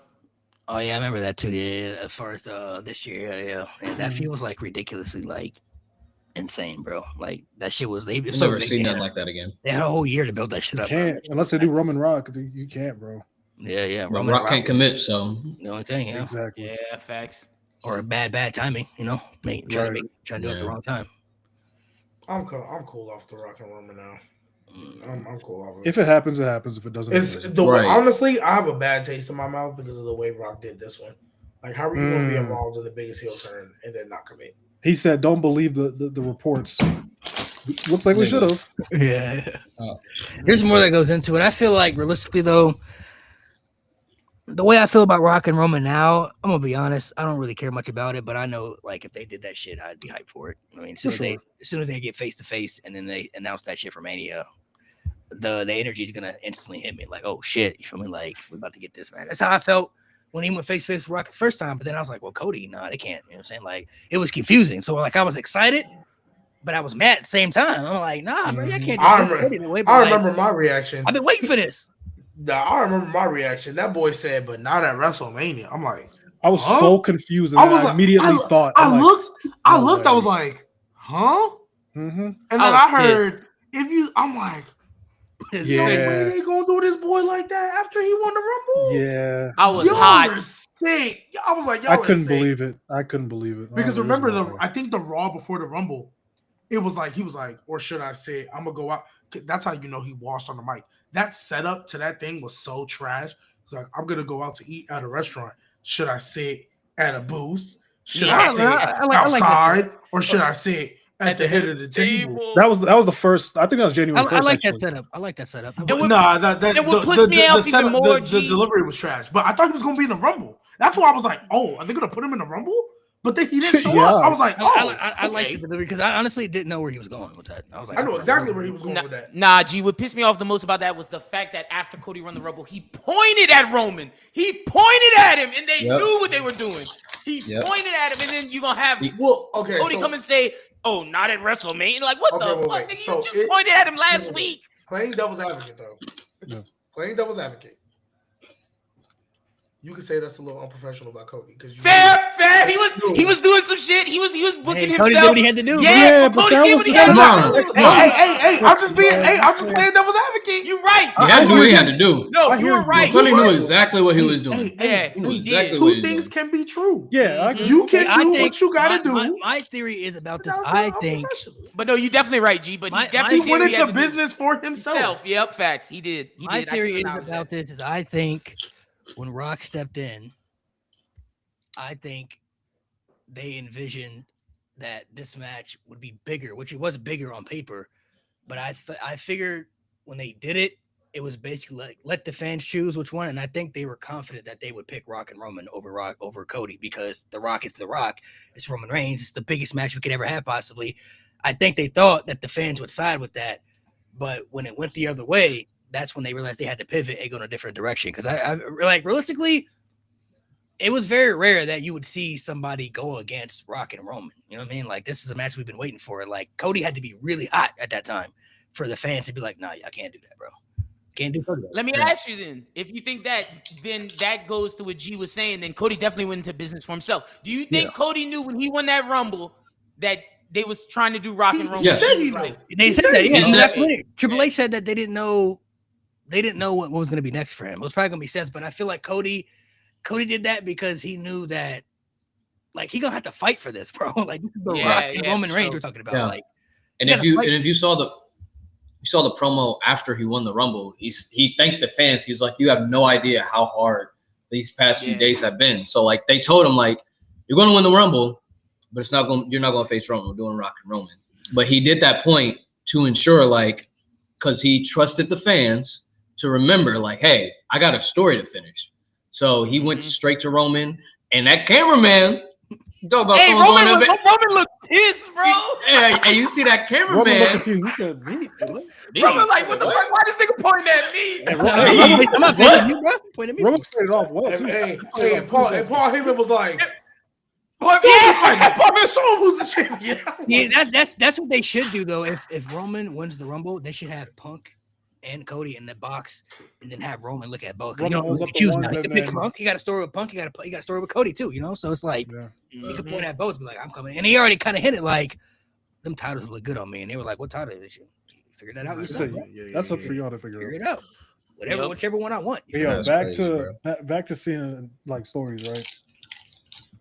Who do y'all? I'm curious to see who y'all got has his best story, his best feud. Punk. Best feud of Punk. Okay. Edge would be it would be Punk and Edge. I'll say this. I think Punk is his best on-screen story because I felt Punk was the best at matching him in promos and like everything you could think of. Cena was the best at. But when it comes to in-ring, honestly, I would have to say AJ Styles, bro. Like them niggas, bro. They put on 3 of the best matches I've ever seen WWE have, bro. Crown Jewel, they can go in Royal Rumble. Like, Money in the Bank was good too. Oh yeah. Money in the Bank was, but like those 3 right there, like those could legit Punk, Cena, Crown Jewel with Styles, SummerSlam, and Rumble. Those legit could be top 10 best Cena matches. Like all 3 of those could be in his top 10 best matches, like ever for sure. Like for sure. Him and AJ Styles, bro. Like very different styles, but the chemistry was like Cody's failed push. What do you people? Oh, you got it. Chat. Salute. So that's what I would say. I would break it down. I would say his best on-screen story, like him and Punk had good matches too, but like his best on-screen story, I feel like Punk was his best and the biggest one because Punk was able to match Cena on everything that Cena was best at. But when it comes to in ring, him and AJ Styles, bro, I don't think they ever had a bad match. Someone said it's crazy that no one has mentioned Orton yet. I would I'm hurt y'all mentioning feelings.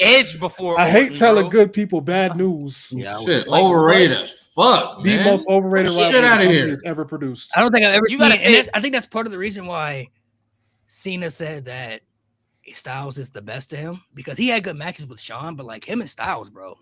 It was just something else. Yeah, like him and Styles were crazy together. Like, Because he said Styles could do everything. I saw that interview talking about Malik. It's just the fact that Styles forced him to do things that nobody else could do, bro. And then, like, that shit's crazy. And then when you really sit there and think about it, like another aspect of like I think wrestling that people don't talk about enough is like you have to be able to be creative. The fact that y'all were able to sit there and be like, hey, the Royal Rumble is about throwing people out of the ring. Let's have a match where we don't leave the ring. That alone. Wait, that was their logic? Yes, that was their logic. That was they both. Wow. I don't know. I didn't know Cena that. said it. Wow. I don't know. Cena said it or AJ Styles said it, but one of them said that's when they were figuring out how to do this match. It was like, hey, what if we take a concept where the whole show was about throwing people out of the ring? What if we didn't leave the ring? Like the fact that you had that genius, like who sits there and I appreciate that match even more. who genuinely sits there and thinks like that? Like you got to be a different type of special. Wow. To think That's like AJ that. Styles, bro. Did they even leave the ring in the last match that they did? I don't. Yeah, I think. They did? Oh wait, I don't know. I don't know. know. I don't think so. I don't know. But that one was a little different. I think they did Yeah. eventually. But no, that's I didn't know. I think that. I Wow. think they might have. That's how I'm breaking it down. So for me, on screen, like I said, CM Punk would be his best feud because I think he matched Cena the best out of everybody for Cena's best contributes. But in ring, him and AJ never had a bad match, bro. Never. And they had some of the best matches ever. Never. Facts. Big facts. That was To my me, favorite. I say this might be biased. I don't know because it's my favorite rivalry of all time. But I've always had Edge. Like Edge was always the Joker to Cena's Batman. Yeah, that's how I always looked at it. Edge is I'm up not there. mad at that. Edge is up there. The Edge feud's better than the Orton feud. Clears. By far. Bro, I'm not gonna lie. Orton feud's not even top 3. Oh yeah. No, it's not top three. What's your three? Top What's your 5. three? It's top 5. But not top Edge, three. AJ, and Punk. Okay. Yeah. Can I get JBL in the 4 spot? I'm not mad at that, but Orton I think is too impact. That feud I have to put it in the top 5. Yeah, That's Over just- Orton, you kind of losing me there, brother. I'm not gonna lie. It's too man, important. man, As good as the JBL feud was. Yeah, I was like over And Orton. how important you it was kinda for lose. Cena's career as well. Orton to be top Oh, 5. yeah. But now, if you tell me which one I won, that's not really a feud, so I guess I can't count that. They just had I was so gonna many say, matches. I'll take that Firefly Funhouse match 10 times out of 10 before Cena But Randy Mania match. 30 most also of the time. happened. So But that's why I said it's not really a feud. I'm just talking about that match. right. The fact, oh my god, the fact that the Wyatts never feuded with Cena, bro, that's such a fumble, bro. The fact that we never got No heel interaction, John Cena yeah. with the Wyatts, like no interaction at all, bro. That was. But Nate, you know why that is? Because they don't know what to do with the Wyatts right Yep, now. Bro. Yep. I mean, if you- Brought them back as a nostalgia pop. Well, yeah, they feud with the MFTs. We're gonna see how that goes. Yeah, JBL matches had some mid matches too. I feel like the only thing that really makes me mad about the Cena Orton match, they always had really good stories. I felt like the builds to their stories were good. They just had so many matches that underdelivered so many times. Like Yeah. the TLC match was mid to me. Like that was all right. You know, Royal Rumble Like Cena and 2014, Orton and TNC match is crazy. like the Royal Rumble 2014, that was like just Whatever. the first Hell in a Cell. That shit was ass. You know what I mean? Like Oh my SummerSlam God. 09, that shit was ass. Like, I hate. Oh, yeah, didn't they have another one? I hate that one. 2014 Hell in a Cell was good. That was good. That That was was good. I'll That give was him good. that. That was good. Like SummerSlam And that 07 Backlash was was good. great. You know, the last match they had was good. Hell in a Cell 2014, the Iron Man match was good. The Iron Man match is great. But I like, think that's their best. they had so many matches and like just so many that are just underdelivered to me. Yeah, bro. Yeah, They've had 22 televised matches, and only 5 of them are good. that's insane. They're bro. shot below 25% from the field. I'm not doing this. Yeah, I can't get Hey, that. how many? Putting up Kwame numbers, man. I'm not doing this. Putting up tour Putting dates. up tour Hey, I'm not dates. gonna lie. I'm not gonna lie. If you putting up 25%, you gotta get off. Get the off I'm field. not gonna lie. Hey, Right, I'm not gonna lie. bro. I would look at you. Come sit next to me. Get off. Yeah, sit on the bench, my All All right, guy. so since we Cool. talking Cena, I gotta ask. You know, John Cena won a lot of matches. What is the one match that John Cena won that y'all still feel that he should have never, like, that really pissed y'all off? Bray Wyatt. Shouldn't have lost to Bray Wyatt. We can talk about the Nexus till we're blue in the face. He should not have beat Bray Wyatt. Yeah. Bray Wyatt for sure. Mania 30. He shouldn't have beat Bray Wyatt. Yeah. Fuck What's yours, Mo? Bray Wyatt? Yeah, probably Bray. Yeah. The Nexus one is just like obvious. Like David, if my need, I would have made it to the league. Otunga, shut your ass up. Yo, he on YouTube, bro. He waited till this month to make that video. Come on, bro. Insane, bro. Come on. What about you? I mean, I'm gonna say the Nexus, bro, because that shit shouldn't have happened, bro. That shit killed so many careers. It was done. Man, Michael Turner's career was over before it started. Fair. You would like but I will say this: I did like the heat Wade Barrett kept on John Cena the whole time. Wade Barrett, you should not have fucked with that nigga no time. Even in that last match, he just said, "Yeah, Gunther, tap that nigga out." That's right. He's being too nice. He was being too. They told him, I was like, "Nah, bro." Hey man, Wade, calm down. They say, "Wade, calm down, bro." He's a legend. I'm gonna say for me, I'm gonna be a little different here. Y'all said Bray, y'all said Nexus. Those are two good ones. Someone says the Ray match. That match shouldn't have happened. It should have been saved for SummerSlam. That shouldn't have happened, bro. Save it for SummerSlam and bring Punk back then. Bro, you acting like John Cena and Rey Mysterio could have soloed at SummerSlam. Like, Ray was still big. Baby faces, bro. Two biggest baby faces? Come on, man. And then you have Punk return after the match. I would say match that he won that I feel like he shouldn't have won. I want to give a different answer because I don't want to say those two. I mean, those are two good obvious ones, but I don't want to give that same answer. Let me think outside the box here. I'm gonna say Big Show WrestleMania 20. You said no. That shit is. He definitely did that for sure. I think after Batista said I quit, he shouldn't have still ate him through the floor. But you know, that's funny. That's a Cena thing he does in I Quit matches. He did it to JBL too. Yeah. He did. JBL Too bad, nigga. nigga. He already ran him through that wall. Too bad, nigga. He's like, yeah. I can't think of anything. I'll say the Nexus one or the Bray Wyatt one. Either one. You can go either one. Those are probably the top two. Someone said Mark Henry. Bro. No, he should have won that match. I wanted Michael Tarver to. Then the Daniel Bryan match happened. Edge at Royal Rumble. I would say Edge at Royal Rumble, yes, but then they still worked out though. It still worked out for everybody. It worked out for the both. Yeah, it still worked out for everybody. So if it didn't work out the way it was supposed to, then I feel you on that. But for sure, I'd say it worked out. Let's see. What's a Cena match that he lost that pissed y'all off? That pissed me off. Cena lost. One that he lost that y'all was like that shouldn't have happened. Cena lost. Crazy work. Yeah, I don't know if I can give you a Cena loss. Oof. Probably Del Rio. Bro, I was gonna say when Del Rio came back and beat in 2013, yeah. No, I'm talking about 2015. Or 2015. When he came back and he beat him for the U.S. title. I was not feeling that, bro. I knew Cena because I remember the reports at the time. And he beat him with a kick to the face. That's all it took. I'm like, after this whole year, that's all you did? That one pissed me off. I was like, bro, like this whole year, Del Rio the guy though, bro. Yeah, and then he used that same kick the next night as a transitional move. Y'all already know how I felt about Del Rio. The Hell in a Cell one, I hated the execution because I felt like it was a backdrop for the Miz and R-Truth.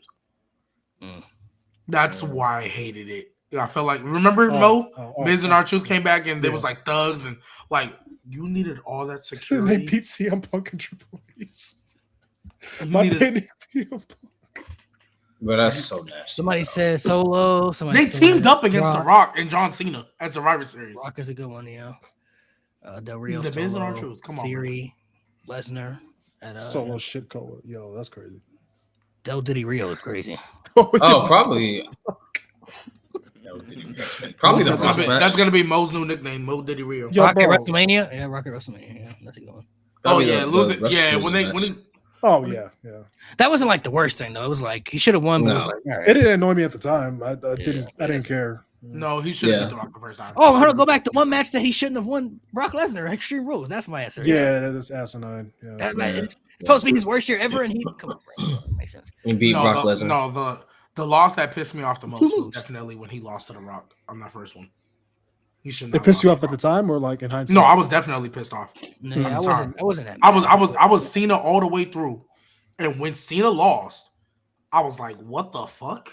I was just too in awe of the match happening. And then the Raw after Mania, The Rock makes an announcement.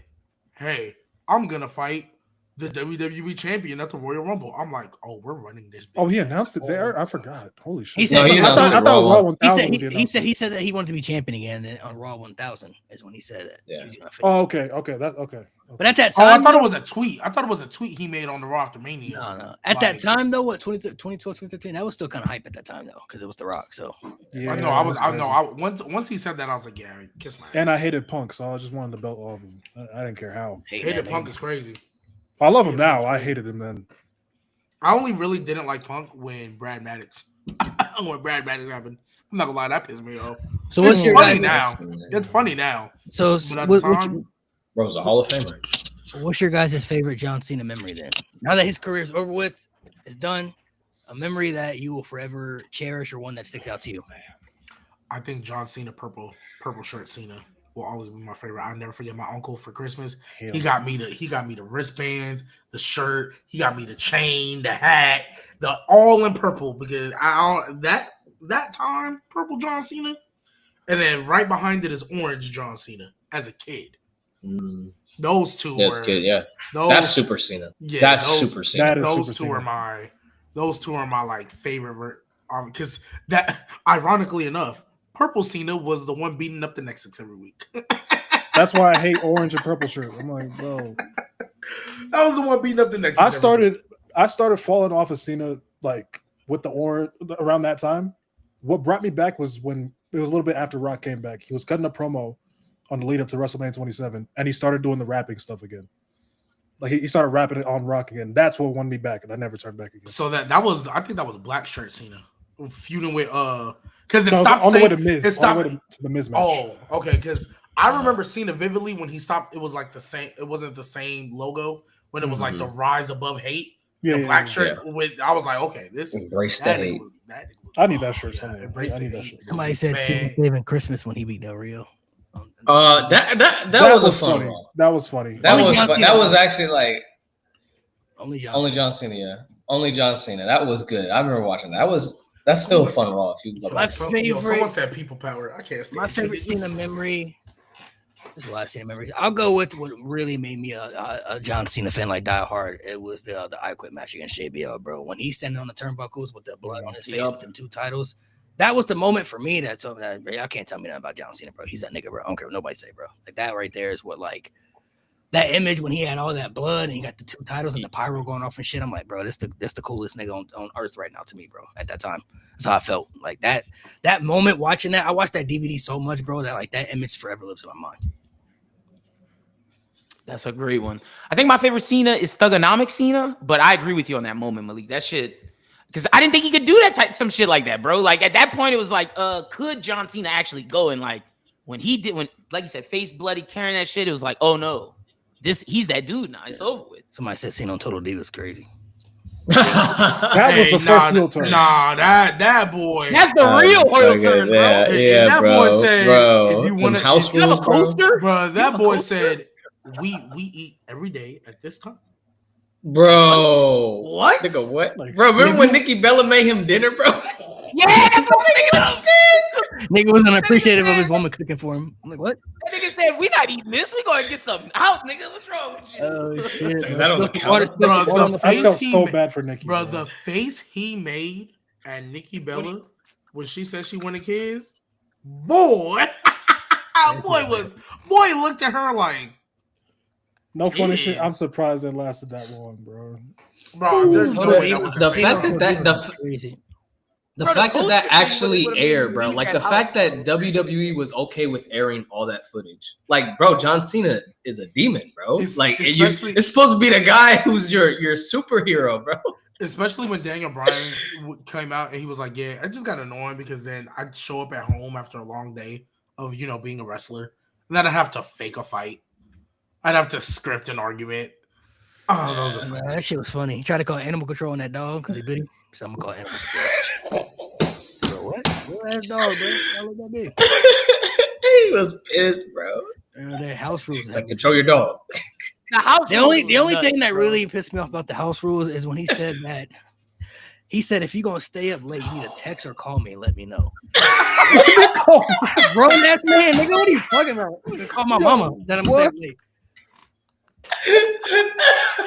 When he said that, I'm like, nigga, we grown, bro. Salute, man. Nigga, we on the road. I don't even gotta tell my mom when I'm going to sleep, bro. I'm grown. Like, what the fuck? Like, What the hell, bro? Grown ass man, bro. What the fuck?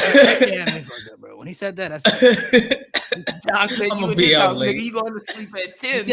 he said, if you're gonna stay up late, you need to text or call me. Nigga, what? What are you talking about? Said, you're not walking into my house all hours. We're grown as fucking here, bro. What are you talking about, bro? Oh my god, bro. Raw ends at 11, bro. The fuck? Like, that shit had me fucked up, bro. I couldn't believe that. Honestly, like nobody reacted to that at the table too. They were just listening. I would have been honestly. I had to say something. I would have left. We going to a Bro, hotel. bro, We I'm not going lying. to a hotel. I'm not staying with you, Bro, nigga. if I was there, I would have looked at the camera crew. Cut. What the fuck are we doing? Are we serious? This in the script? I gotta tell you. I gotta tell you when I'm going to bed. Because me as a grown man, the fuck I look like checking in with this nigga and We not eat punching, dinner at this and not time? punching him square in the mouth. Like not We punching him square in the Now mouth. I could see like if you was leaving his crib. That's one thing. That's his house. So if you're gonna come back Yeah. later, let me know what time you're gonna come back so I can leave the door unlocked or let you know the code to come in or something like that. Okay, like, that's cool. It's your house, but like I gotta tell you time I'm going to bed, nigga. Like, what does look like? I'm not gonna lie, that could have been an elite heel character. That could have been an elite heel character. That's what he should have did. Right. They said Dictator John. Oof. Hey, imagine he coming. Hey, imagine he show up to Monday Night Raw. When you're ready to have a match, you need to let me know and make sure I say it's okay. hey, I ain't gonna lie. That's the version that John Cena. That's the David Otunga John Cena know right there. That's the one he's talking about. Yeah. That's the one he's talking about. And he said everybody when they come to dinner, everybody got dressed up, wear suits and ties and shit. Like, nigga, Yeah, bro. Like, nigga, this ain't. We ain't eating out. What the hell? in my own, we got in your own crib. The We gotta dress up crib? just to Bro, I eat this, can't. bro. I gotta dress up. That nigga said, you at my house, nigga. You better wear a suit. He said after dinner, all the girls got to report to this room and the guys go to the cigar room. And the guys are going to go to the cigar room. Like, for I what? have to watch the game or something. I I'm on the couch. don't- I want to watch the game, bro. Like going to the PlayStation or something. We got to go to the cigar room after every meal, bro. Oh Like, my god. For what? after every meal. That shit is crazy. I would have been like, well, Oh, hey, my it's been God. lovely. Hey, go ahead. Hey, keep the deposit, brother. Like there were Good certain deposit. rules Right. that Good there were certain rurules that were justifiable. Like come in, take your shoes off because everybody did that. Like if you black, you know what I'm saying? Like, Yeah. take your shoes off when you come to the house. Cool, but like, got dress up for every meal. Fuck no. We got to go to the room after every meal, bro. Like, gotta tell you what time I'm going to sleep. Like, So you better than me. Best believe I'm on. This is Please, prison, bro. Salute. please. dress up to eat. Don't even dress up to eat when you go out. When I go out to eat, go to the restaurant. Right. I wear this. Especially in the comfort of my own home, you better be lucky. Y'all, I That's wore some insane, clothes bro. down here to this kitchen. You feel me? Like, what are Yo, you talking what? about? Yo, what? Hey, yo. What did you just say? I'm talking about like a shirt. Like obviously you walk down. Stop acting like we ain't never Yo, bro. ate just our shorts and stuff like that. Like stop it. Stop No. it. Clothes. You said clothes, No. nigga. Nigga, you said clothes. Okay. My fault. Nigga for walking in the assuming you don't know kitchen, what I booty mean. butt naked, bro. Hey, baby, he that dude on Baby Boy, bro, in the kitchen. cooking the meal with the ass cheeks out. No clothes. Man. That's crazy. There's a I mean, if it's your house, bro. No. Big range, bro. You know what's the funny Come on, part? you If you watch, be wearing full length clothes all day at house. Negro, Like, no, you got- obviously not. You got shirt, shorts, socks, shoes, I jacket. ain't gonna lie. Jacket is crazy. Jacket is crazy. I ain't gonna lie. What Yeah, I'm wearing at least this shirt- right now, I fall asleep shirt in and this pants, right now, yeah. bro. Oh God, Pants, yeah. I'll fall asleep in this right now and be comfortable. Like, Yeah, you Oh better. my Than God. you know what I can't stand though. You know what? I'm. This is very much a side note, but I can't stand people who fall asleep in jeans. I think you're a demon. I think you're. Oh, that's psychotic. weird. I've done I think- that being exhausted. Like I'm like, Yeah, done. I'm Yeah. not gonna lie. I don't But care how exhausted I am, never- brother. I'm not. nah, sleeping in well, I ain't Never gonna lie. when I'm I conscious. don't really wear jeans though. I wear sweatpants a lot, so I'm not. Yeah, jeans. Sweatpants is a little different Same. because Same. I'm not a jean type person, but yeah, falling asleep in jeans. I've only done that like you're that's psychotic. Like, I'm not gonna lie. You do that's like that. most of like I came home one day and just laid in bed. Yeah, Nah, sometimes you just sometimes you I just can't tired, man. physically. I can't physically lay my head down to rest with a pair of jeans on. That's just, We got someone choking, bro. Yeah, bro. That nigga in the kitchen. Choking on this, cereal is with crazy. no clothes, bro. Cooking the meal just in the kitchen, bro. No clothes. Crazy Hell work, bro. nah. Like, at most shirtless. What's even worse, bro? I just heard this story recently. If you go back and watch that movie, y'all seen Baby Boy, right? Yeah. If you go back and watch that movie, they didn't know that scene was gonna happen. The actors, like, they walked in, niggas just assed out, bro. They had no idea, like, he was gonna do that. It's like, nah, that's crazy.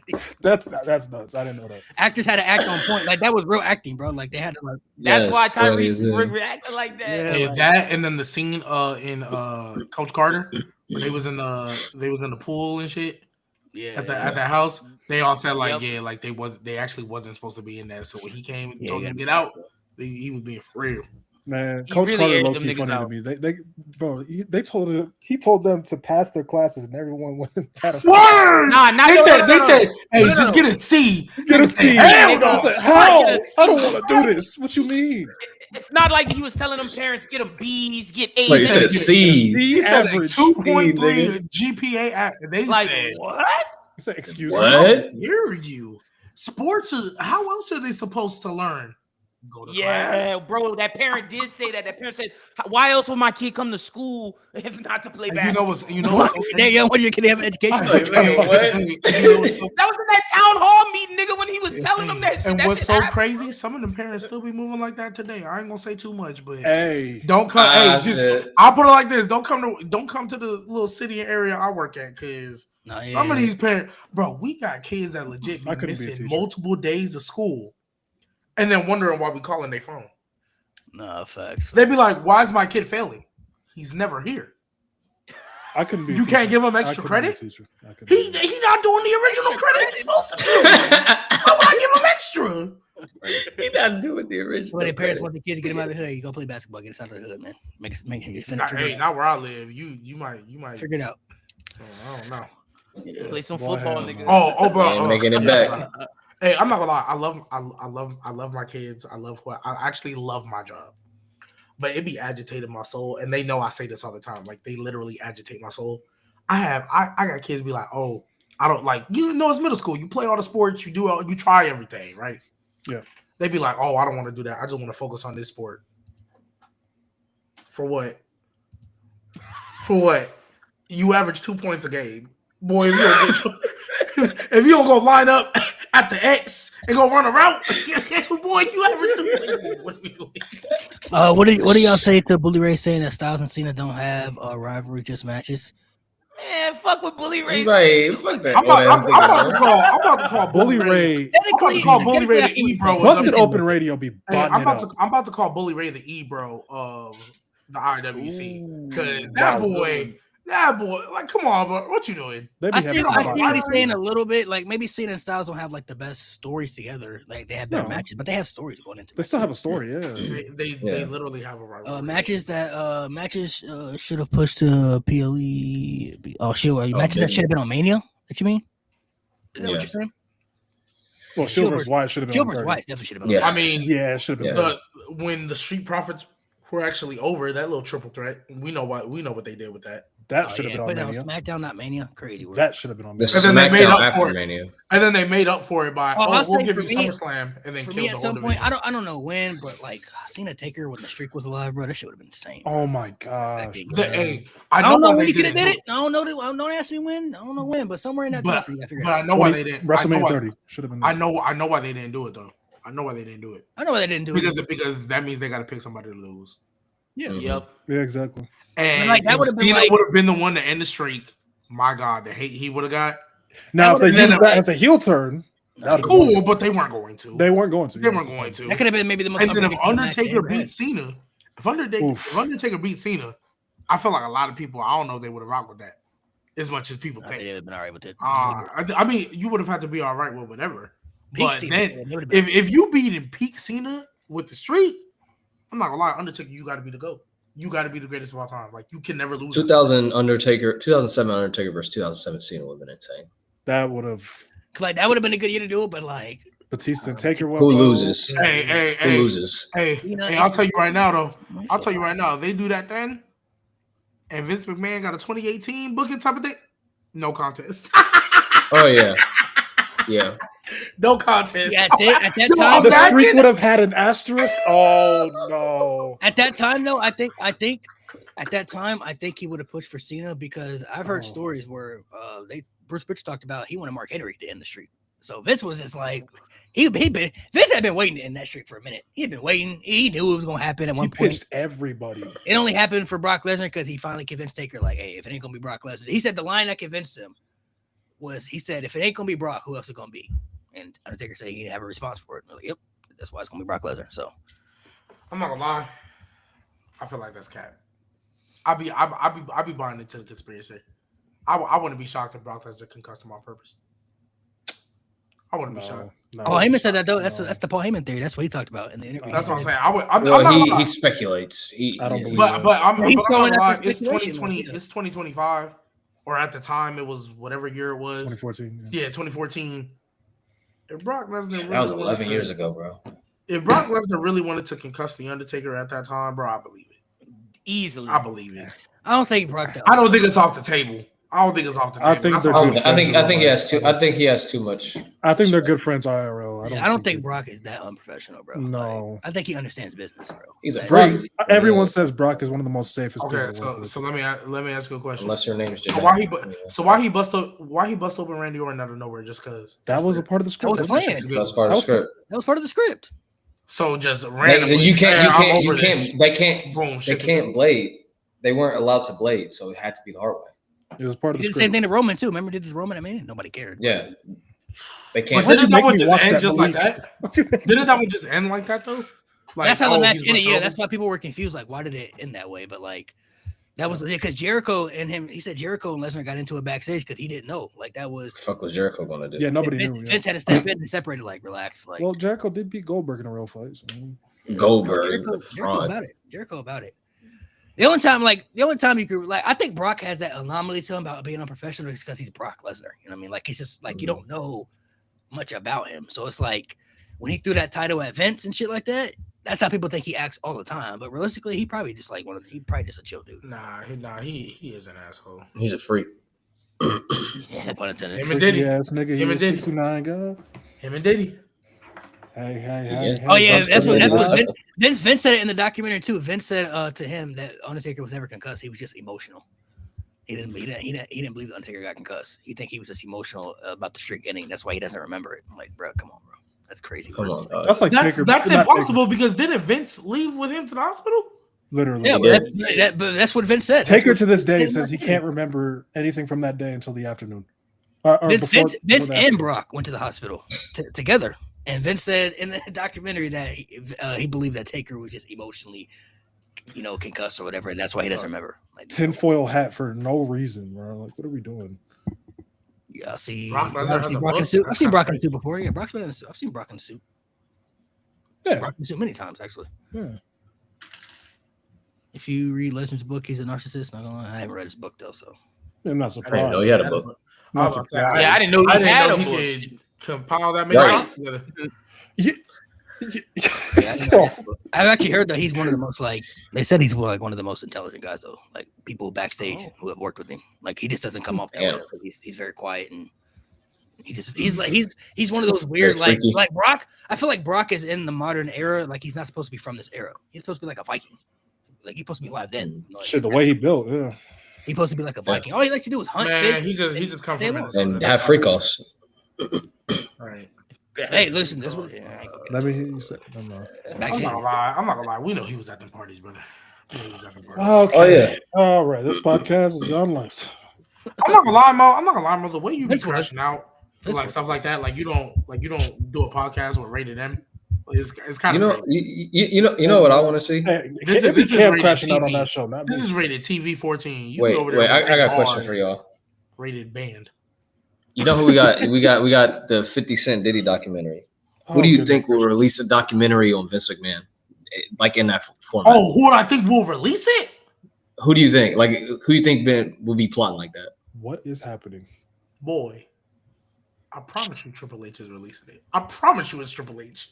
How you think Triple H got in creative now? I don't think he'll release it. Nah, it's probably Nick Khan. No. Who do you think? Let's have a real conversation, chat. Both of them, Who bro. It's do both y'all of them. think What is happening? got Vince McMahon up out of there the first time? Yeah, Nick Triple H for sure. Oh, it's Triple H and Nick Khan, I'm talking about 100%. putting out a documentary though. That's different though. I promise you Triple H will do it. Why not? The Diddy style documentary. I'm not talking about the Vince McMahon one that actually happened. Like, no. I genuinely believe Triple H will. And here's I don't 50 think Cent. Triple H. Honestly, it could be 50 Cent. Maybe Jesse Ventura. the reason See, why wait. Triple H will do it. Jesse Ventura. See, wait, no, I'm gonna say I Oh, you know don't who's think gonna be Bret Triple Hart? H care about his grip. You don't think Triple H Bret care about Hart. No, he's got a Goldberg one. He's got a Goldberg one. Oh, he do He have got a a Goldberg Goldberg one. Yeah, yo, he can't wait for that. You know, they screwed him and everything. Oh, he can't wait for that. He can't wait for that. Man. He claims Bret that Hart he already said that he thinks Triple H and them sleeping together. That's what he said himself. You know what I'm saying? He said Sean and Vince were. He said a lot. Bret Hart gonna be the one guy, too bro. much, Gonna be the bro. one guy. Can you imagine that? Can you imagine that? Produced by 50 Cent and Bret Hart. Jesus. Fire. The amount The of hate would be magnificent. It'd be insane. Can't wait I'm for not it. gonna lie, that would go crazy. I'm not gonna lie. Someone said nails. That'd be so That's a. Hey, if nails You know, is- if you know, you know. Yeah. Nails. You know. Nah, It's gonna be actually, no, it's gonna be Shane. Son, he never loved him. Bruh, he's like, you never loved me. Hey, that's a good Bro, one. didn't- No, that's a good one. No. Shane Damn, yeah, Oh bro. my God. Shane McMahon would definitely put out a documentary. Nah, Punk Shane got one on Triple H still. Oh my God. Nah, I That's think the Punk. most- I think Punk was saving it just in case this run. Like, look, you ain't finna punish. Hey, look. He's like, look, you ain't finna punish me like we do them other dudes who come from AEW. I saw the way you did Andrade. You ain't finna do that to me, brother. For real, Surviving or Goldberg. It's crazy. Yo, I narrated literally by told Bret. him not to concuss me, and he did. Ended my career. No, I definitely could see it being Bret Hart for sure. Though. No. It won't be surviving That Goldberg. match as a It'll whole be. is so It bad. won't be surviving Goldberg. It'll be surviving Bill Goldberg. He always Bill has to specify Bill Goldberg every time. Bill Goldberg, not Whoopi Goldberg. Bill Goldberg. Bill fucking Goldberg. Crazy. All right. She's at the parties too. Last thing before we head off here, man. Everybody go one at a time. One last salute that you want to say to John Cena, man, for his career, whatever he meant to you, whatever the case is. Everybody gonna be different. So, one last salute. People in the chat can say it as long as well. One last hurrah to Mr. Jonathan Felix. I'll let Nate go first. We'll go in order. We'll go from down. Oh shit. Well, Mr. Cena, it's been a fun ride. John Cena, as a kid, just taught me to never give up. He was a superhero in a world that I just fell in love with, and I just never saw anybody like John Cena. To see somebody in real life who was a superhero, like, was super inspiring. As I grew older, you know, I started to see why people did not like him, and I, for a little bit, was on that side. But then I went back to appreciating John Cena, and I think as an adult, he showed me the value of working. Basically, hard work pays off. This man was relentless in his grind and his hustle, and it paid off in loads to the point where he can have a last match and be completely content because he literally did everything that he wanted to do. And he went out on his terms, and he went out happy, and he went out peacefully, and that is something I hope to do in wherever my life takes me, whatever career path, wherever I go, in this space, in any other space. I hope I reach a point to where I get to accomplish everything that I want to accomplish, and I can go out peacefully and go out with absolutely no regrets. So the kid me salute you, and the adult me salute you as well. Mo. Simply thank you, John Cena, for everything that you did, from the matches, the moments, the stories, the promos, everything that you have done for us, the fans, even the ones that booed you out of the building for years. Like, Cena was that guy when I was a kid. My childhood was not the easiest, but when I was a kid, I turned on Monday Night Raw, and I was always the guy that could help me forget about the problems, help me smile, and help me, get through the shit I was getting through. And to see him go out, that's why, even though I have my criticisms about the retirement tour, just being able to say goodbye throughout that year, like that SummerSlam match was my closure. And last night was just kind of like the cherry on top of that. It's just, oh man, I could go on and on for like what he means to me. Like, John Cena is just, he's just he in the world of celebrities that it's hard to look up to. He was that one guy. Like, I don't have to worry about some ridiculous scandal coming out about John Cena. Like, I'm not worried about that happening. He was that one guy, and thank him for everything. Thank John Cena for everything. Seriously. Go ahead, Lynn. I'll keep it short and sweet because I liked what both Nate and Mo said. I'm just gonna say thank you, John Cena, man. Just thank you for everything you've done, and shout out for having one of the best rap albums as a wrestler. That shit still rides, bro. Facts. That's not even like a troll. It's facts. Facts. Oh man, John Cena, man, the first megastar I ever like, just larger than life. You had me wearing everything you owned in the color purple. As a kid, I was actually happy when you beat the Nexus. I was happy when you beat Edge. I was happy when you always came out on top, because why wouldn't you, right? I've actually never hated anything you've ever done.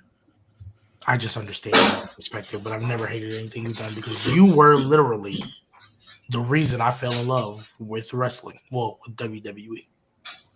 You were the reason I was watching every week, setting the DVR, skipping through to the end of the match just to watch you win it. You were the reason you're the reason I am here right now on this screen. Legit. When I think of my earliest memory of wrestling, it's me being so upset, like vividly upset, at the fact that you lost to Sheamus. Vividly upset. Like, that's my earliest memory of you making me feel. Right? So I just appreciate everything you've done. You will forever be one of the most polarizing, I mean, shoot, I've only worn this shirt once, because the aura of John Cena, you don't want to mess that up. So I'm glad I got to see you. That was an outer body experience. I just appreciate everything you've done. I really hope that you enjoy everything you do after wrestling. Please don't come back and pull a crown jewel or whatever that was. Please don't come back and do that. Right? Enjoy your retirement. Thank you for everything. The good, the bad, the horrible, the ugly, the uplifting, and the burials. Thank you for everything. I am comfortable saying that I think John Cena is probably the biggest inspirational superstar the company has ever had. Hulk Hogan would probably be the closest second, but I think he kind of ruined his reputation as years went on. But John Cena is like the embodiment of a superhero, the embodiment of what people inspired to be like through an entire generation. Even through the Cena sucks, I feel like there were always people out there, even though they didn't like John Cena, he still had their respect to some point because they understood he worked hard and he was dedicated to the craft. We'll never see another John Cena. I don't think it'll ever be duplicated again. He's one of the biggest stars the company's ever had, and definitely the guy that really made me fall in love with WWE. Like, that was the wrestler that I inspired to be like when I was a kid, or wanted to be like many others from my childhood. John Cena, thank you for the memories. I'm so glad that I got to be a part of his career and watching it from pretty much his whole peak. I started watching when he was doing the rap gimmick still. So I saw his whole rise through the beginning all the way until now, all his matches, all his stories, like everything, like watch his whole career in full. So, I'm happy that I got to be a part of it. And John Cena is definitely one of the greatest of all time, if not the greatest of all time, depending on who you ask. But, I think for people out there who still can't appreciate John Cena, I hope someday that you'll be able to come around and understand how great that man truly was. Was he ever the best in-ring wrestler? No. Was he ever, your favorite when it comes to maybe putting over certain talent? Maybe you could debate that personally. But John Cena is one of the greatest superstars the company has ever seen. And I hope someday that some people can come around and truly understand and appreciate what John Cena not only meant to wrestling, but meant to others. I mean, this guy got more Make-A-Wish grants than any celebrity. We're talking just any celebrity in the history, of Make-A-Wishes. Like, people legit wanted to be like him. He's like the real life walking Superman for many people. So, John Cena, salute one last time, my guy. Appreciate the career. It's been a hell of a journey. Now we move on to the future. and hopefully, things can progress and get better for 2026. John Cena did his part, paid his tribute to the company. Now we move on to bigger and better things, hopefully. So, you say you leave the business, is better off than when you found it. Hopefully, John Cena played his part good enough to where now the future can benefit more for the contributors that he paid to the industry. So, thank you, John Cena, and that's how we gonna. Thank y'all for Thank y'all for 100 episodes too. Yeah, I was about to say it's 100 episodes, man. We can't just brush past that, man. Yeah, word. I know it was dedicated to Cena, but boy, we triple digits. We 100 episodes, man. Triple digits. We here. Right? Or make it this far, but ain't had nowhere near the growth, nowhere near the viral moments, nowhere near the discourse, nowhere near the crazy all-time unforgettable debates and arguments. We didn't argue from the Miz being legendary to whether or not people wanted to see Nikki Bella go versus Rhea Ripley. We argued whether or not Roman Reigns and Seth Rollins were top 10 wrestlers of a decade. And we putting them in the same conversation as TNA Bobby Lashley. Right? We done had so many moments over the years. First, I want to make sure. Oh my gosh! Let's not forget the Liv Morgan. The Liv Morgan discourse. Go off. Hey, what was it? Go off, Queen. Right? Oh Lord. Yo. Hey, but first and foremost, before I forget, I want to shout out Pat. I want to shout out Axel. I want to shout out Lewis. I want to shout out Jade, who's not here, all the OG members that were here from the start, and shout out Lynn, our newest member, who will now be with us going forward. Because, it's all about the future, right? Shout out everybody who's ever collabed with us before. I can't remember. I can't mention every name, but I just want to shout out Ross, my brother, Nico Extra, shout out Santino, shout out Layla for doing the interview with us. Shout out. I know we. Who else did we collab with over the years? Small Afro. A bunch of people. Yeah, Small Afro. Yes. Right. Yeah. Bird. A lot of people. Minnie. Josiah. All the ladies too have come through. Yeah. Cam. Donnie. Cam. Even Cam. Cam been on here too. Shout out to all the ladies too, all the lady creators who come on. All the ladies, yeah. Right. Shout out all the people that came up for open mic, even though that's probably retired. Then it came up for open mic, and gave they crazy takes and stuff. Crazy ass takes. Phantom, I don't think me and Axel need to have that debate again. I don't think we do. We're good. No, I talked to Axel. He gonna come back. He'll come back, but not for that. Not for that. Lord. But hey, I would get popcorn for that episode. But I know there's people that I unfortunately am forgetting. It's not that we do not care. It's not that. All right, so before we end it off, what's the most baffling take you've heard on here, bro? I'm not gonna lie, that Triple H top 30 that fucked me up. Oh yeah, that's the one. When I heard Kofi Kingston, bro. Are you serious? You're not gonna tell me you named 30 niggas better than Triple H all time in WWE. Bro. It's not I don't even think there's 10, but I could hear out the 10.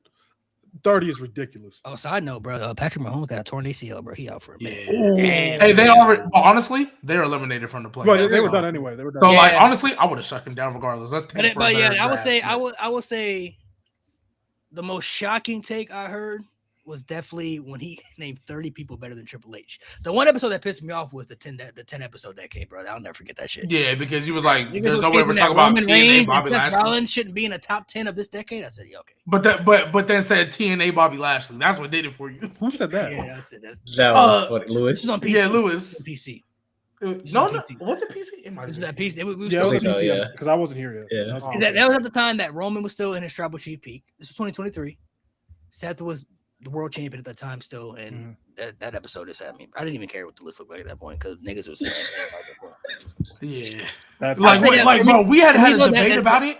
We quieted down. We looking at Malik to see if he gonna move on. He like, I don't give a fuck what y'all talk about. There's no way you're telling me. That's the worst thing that boy been mad, bro. That nigga was heated. I don't give a fuck what we talking about, bro. That shit was so like. Why are we debating Roman and Seth top 10 of this era? Like, it was like we come back to it. Some people were trying to defend, like, no, Roman shouldn't be on there. Bobby Lashley. Nate and Jade were Nate and Jade. Yeah.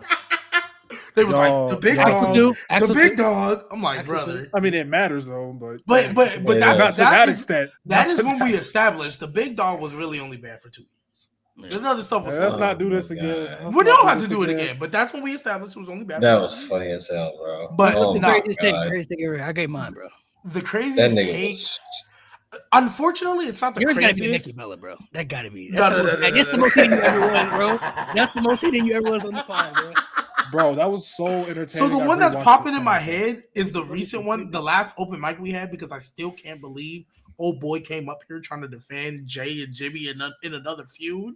I was like, brother, what are we doing? But no, I'm not gonna lie. That Nikki Bella argument we had, I was so pissed because I'm like, there's no way you're sitting here caping for. Nobody wants to see this. Nobody wants to see Nikki Bella win the Rumble. Nobody wants to see. I didn't even want to see Stephanie Nikki. I didn't want to see it. Nobody wanted to see that. This was a great little nostalgia pop. Let her be an ambassador. Go ahead and join her ex-husband. Go be an ambassador. Nobody want to see, or I guess, I don't know if it's ex-husband or ex-girlfriend, whatever it is. Fiance. Go ahead, do all that. Oh, nah. Phantom. I'm glad you brought that up. That couple on the same brand thing. It's been a thing for years, and I hated the way y'all made me feel like I was crazy. For saying I want to give you credit. Same brand. I want to give you credit. I rewatched that episode like a month ago because I just wanted to watch the Nikki Bella argument. You called damn near bar for bar the Aleister Black and Damian Priest feud. Clearly, damn near bar for bar. You call that shit before Aleister Black even made his return, bro. Because I was like, bro, they always put couples on the same. The only one they didn't in recent memory was Tiffany and Ludwig. That was the only couple that was blatant in recent memory that wasn't on the same brand, excluding NXT. That was the only one. But Charlotte and Andrade, soon as Andrade came back, where'd he go? I can't remember a time Bianca and Montez weren't on the same brand. When they have a draft, Bianca get drafted first. You know the Street Profits following. I couldn't remember a time that happened. Like, so, yo. Jakari Jackson was every answer, bro. Bro, that was so funny, bro. That's the old episode. He kept doing it too. I'm like, bro. And then I took that shit from him. He was pissed. Yeah, I was pissed. I was like, bro, I was literally begging. I was like, bro, I gotta win the game. Just give me the answer. You can have my points. You can still have the points. Just give me the answer, bro. Please. And he didn't want to do it. I was so upset. That nigga was I didn't get to finish my story. That episode, the G Baby and Axel episode is the one right after the Royal Rumble. So it's I was about to say episode 56. 56. Nate, dang, that was 56. Yeah. Dang, we're in December. Jeez. Yeah. See, that was almost a year ago. What's the craziest take y'all heard on here? Craziest take, if y'all can think of one. Me or Lynn? Whoever wants to go. Whoever got one. Oh, y'all go. Yeah, go ahead, Lynn. Go in order. Oh, I just think the funniest thing I heard when I was on here was when y'all was arguing about Liv Morgan. That was the first time I was on here, and I just remember y'all was going in on them dudes in y'all's comments about Liv Morgan, bro. That shit was hilarious. No, when they came on. One of the most recent funny ones that we had. So some of us were here. I can't remember who was here. It might have been Mo and maybe Lynn or G. I can't remember, but like. The one nigga in the comments, bro, back and forth with the Randy Orton shit. The Survivor Series. Oh my god! Bro, bought it up, man. God, niggas talking about people's ages and shit. I'm like, bro, see this main event. So he could just main event for his name alone. Bro, the next day, I watched it and I was laughing so hard, bro. I was laughing harder than I was on screen. What's the craziest thing you heard, bro?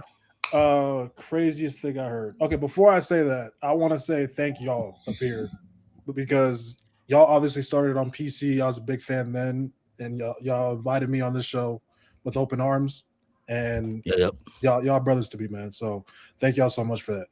But oh man, it was the one episode I missed. The craziest one was the Triple H one, but we've already talked about it. When y'all niggas put Sheamus over Jeff Hardy. Nah, yeah, that shit was wild. Oh, I was on that episode. I remember that shit was wild. Hey man, isn't that you crazy? Niggas, man. I mean, no.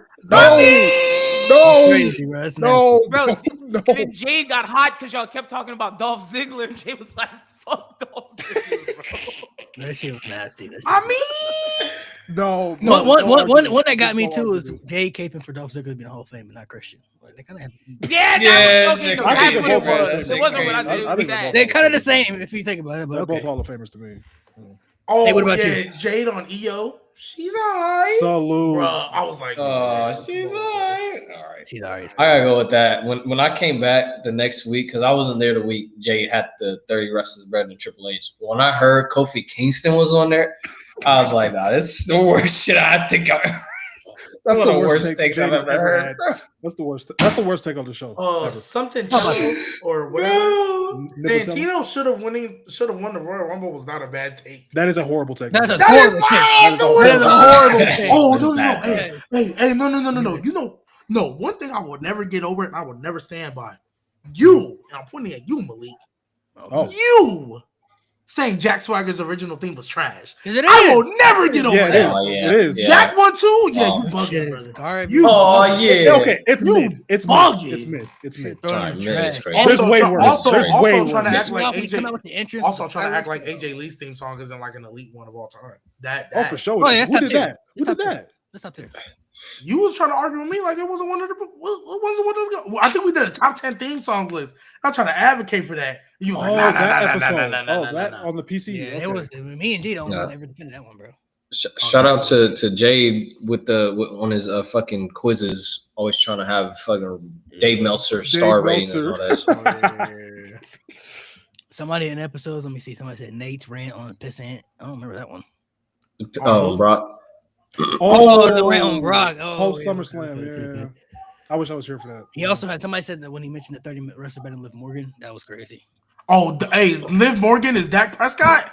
Man, that blew us up. Man, I know. Yeah, Sami Zayn. Them crashing over Sami Zayn was funny. Sami Zayn pissed me off. I'm not gonna lie, that shit pissed me off. But I can't forget about the WrestleMania 39 episode. Oh, that was great. Do you have the picture? Oh my god! I think I do. Oh my god! Of course. Gee whiz. Yo, I was so upset, bro. Cause bro, it was like back to back to back. It was like Finn Balor. What? Okay.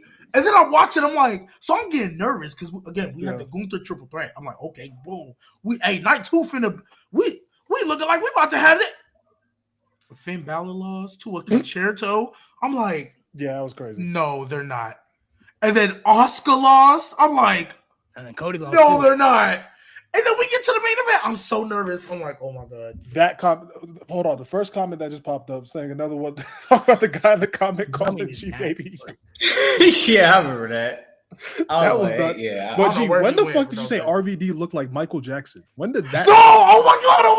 When did that happen? No. Let me explain something. I think it was the Hall of Fame or some shit, bro. But bro, I kid you not. The RVD, when he looked old with his hair and his face, the way he was looking that day, I'm like, if Michael Jackson had got fat, this is what he would look like. And I'm like, bro, think of old Michael Jackson. I stand by that. Old Michael Jackson, old RVD. That is you put them side by side. Side by side, bro. They legit looked alike. I'll never forget that. So for old times to end it off, bro, I just realized I still got this here, bro. We gotta end it off right, bro. Come on. Hey, I'm not lying. I was just gonna tell you to do it. Yeah. Being almost saving it, man. Ooh, we ain't done that in a minute, boy. Bringing it back, bro. Come on, man. Gotta be an almost. Oh shit! Here we go. Oh shit! Life. Shout out Omos. Yeah.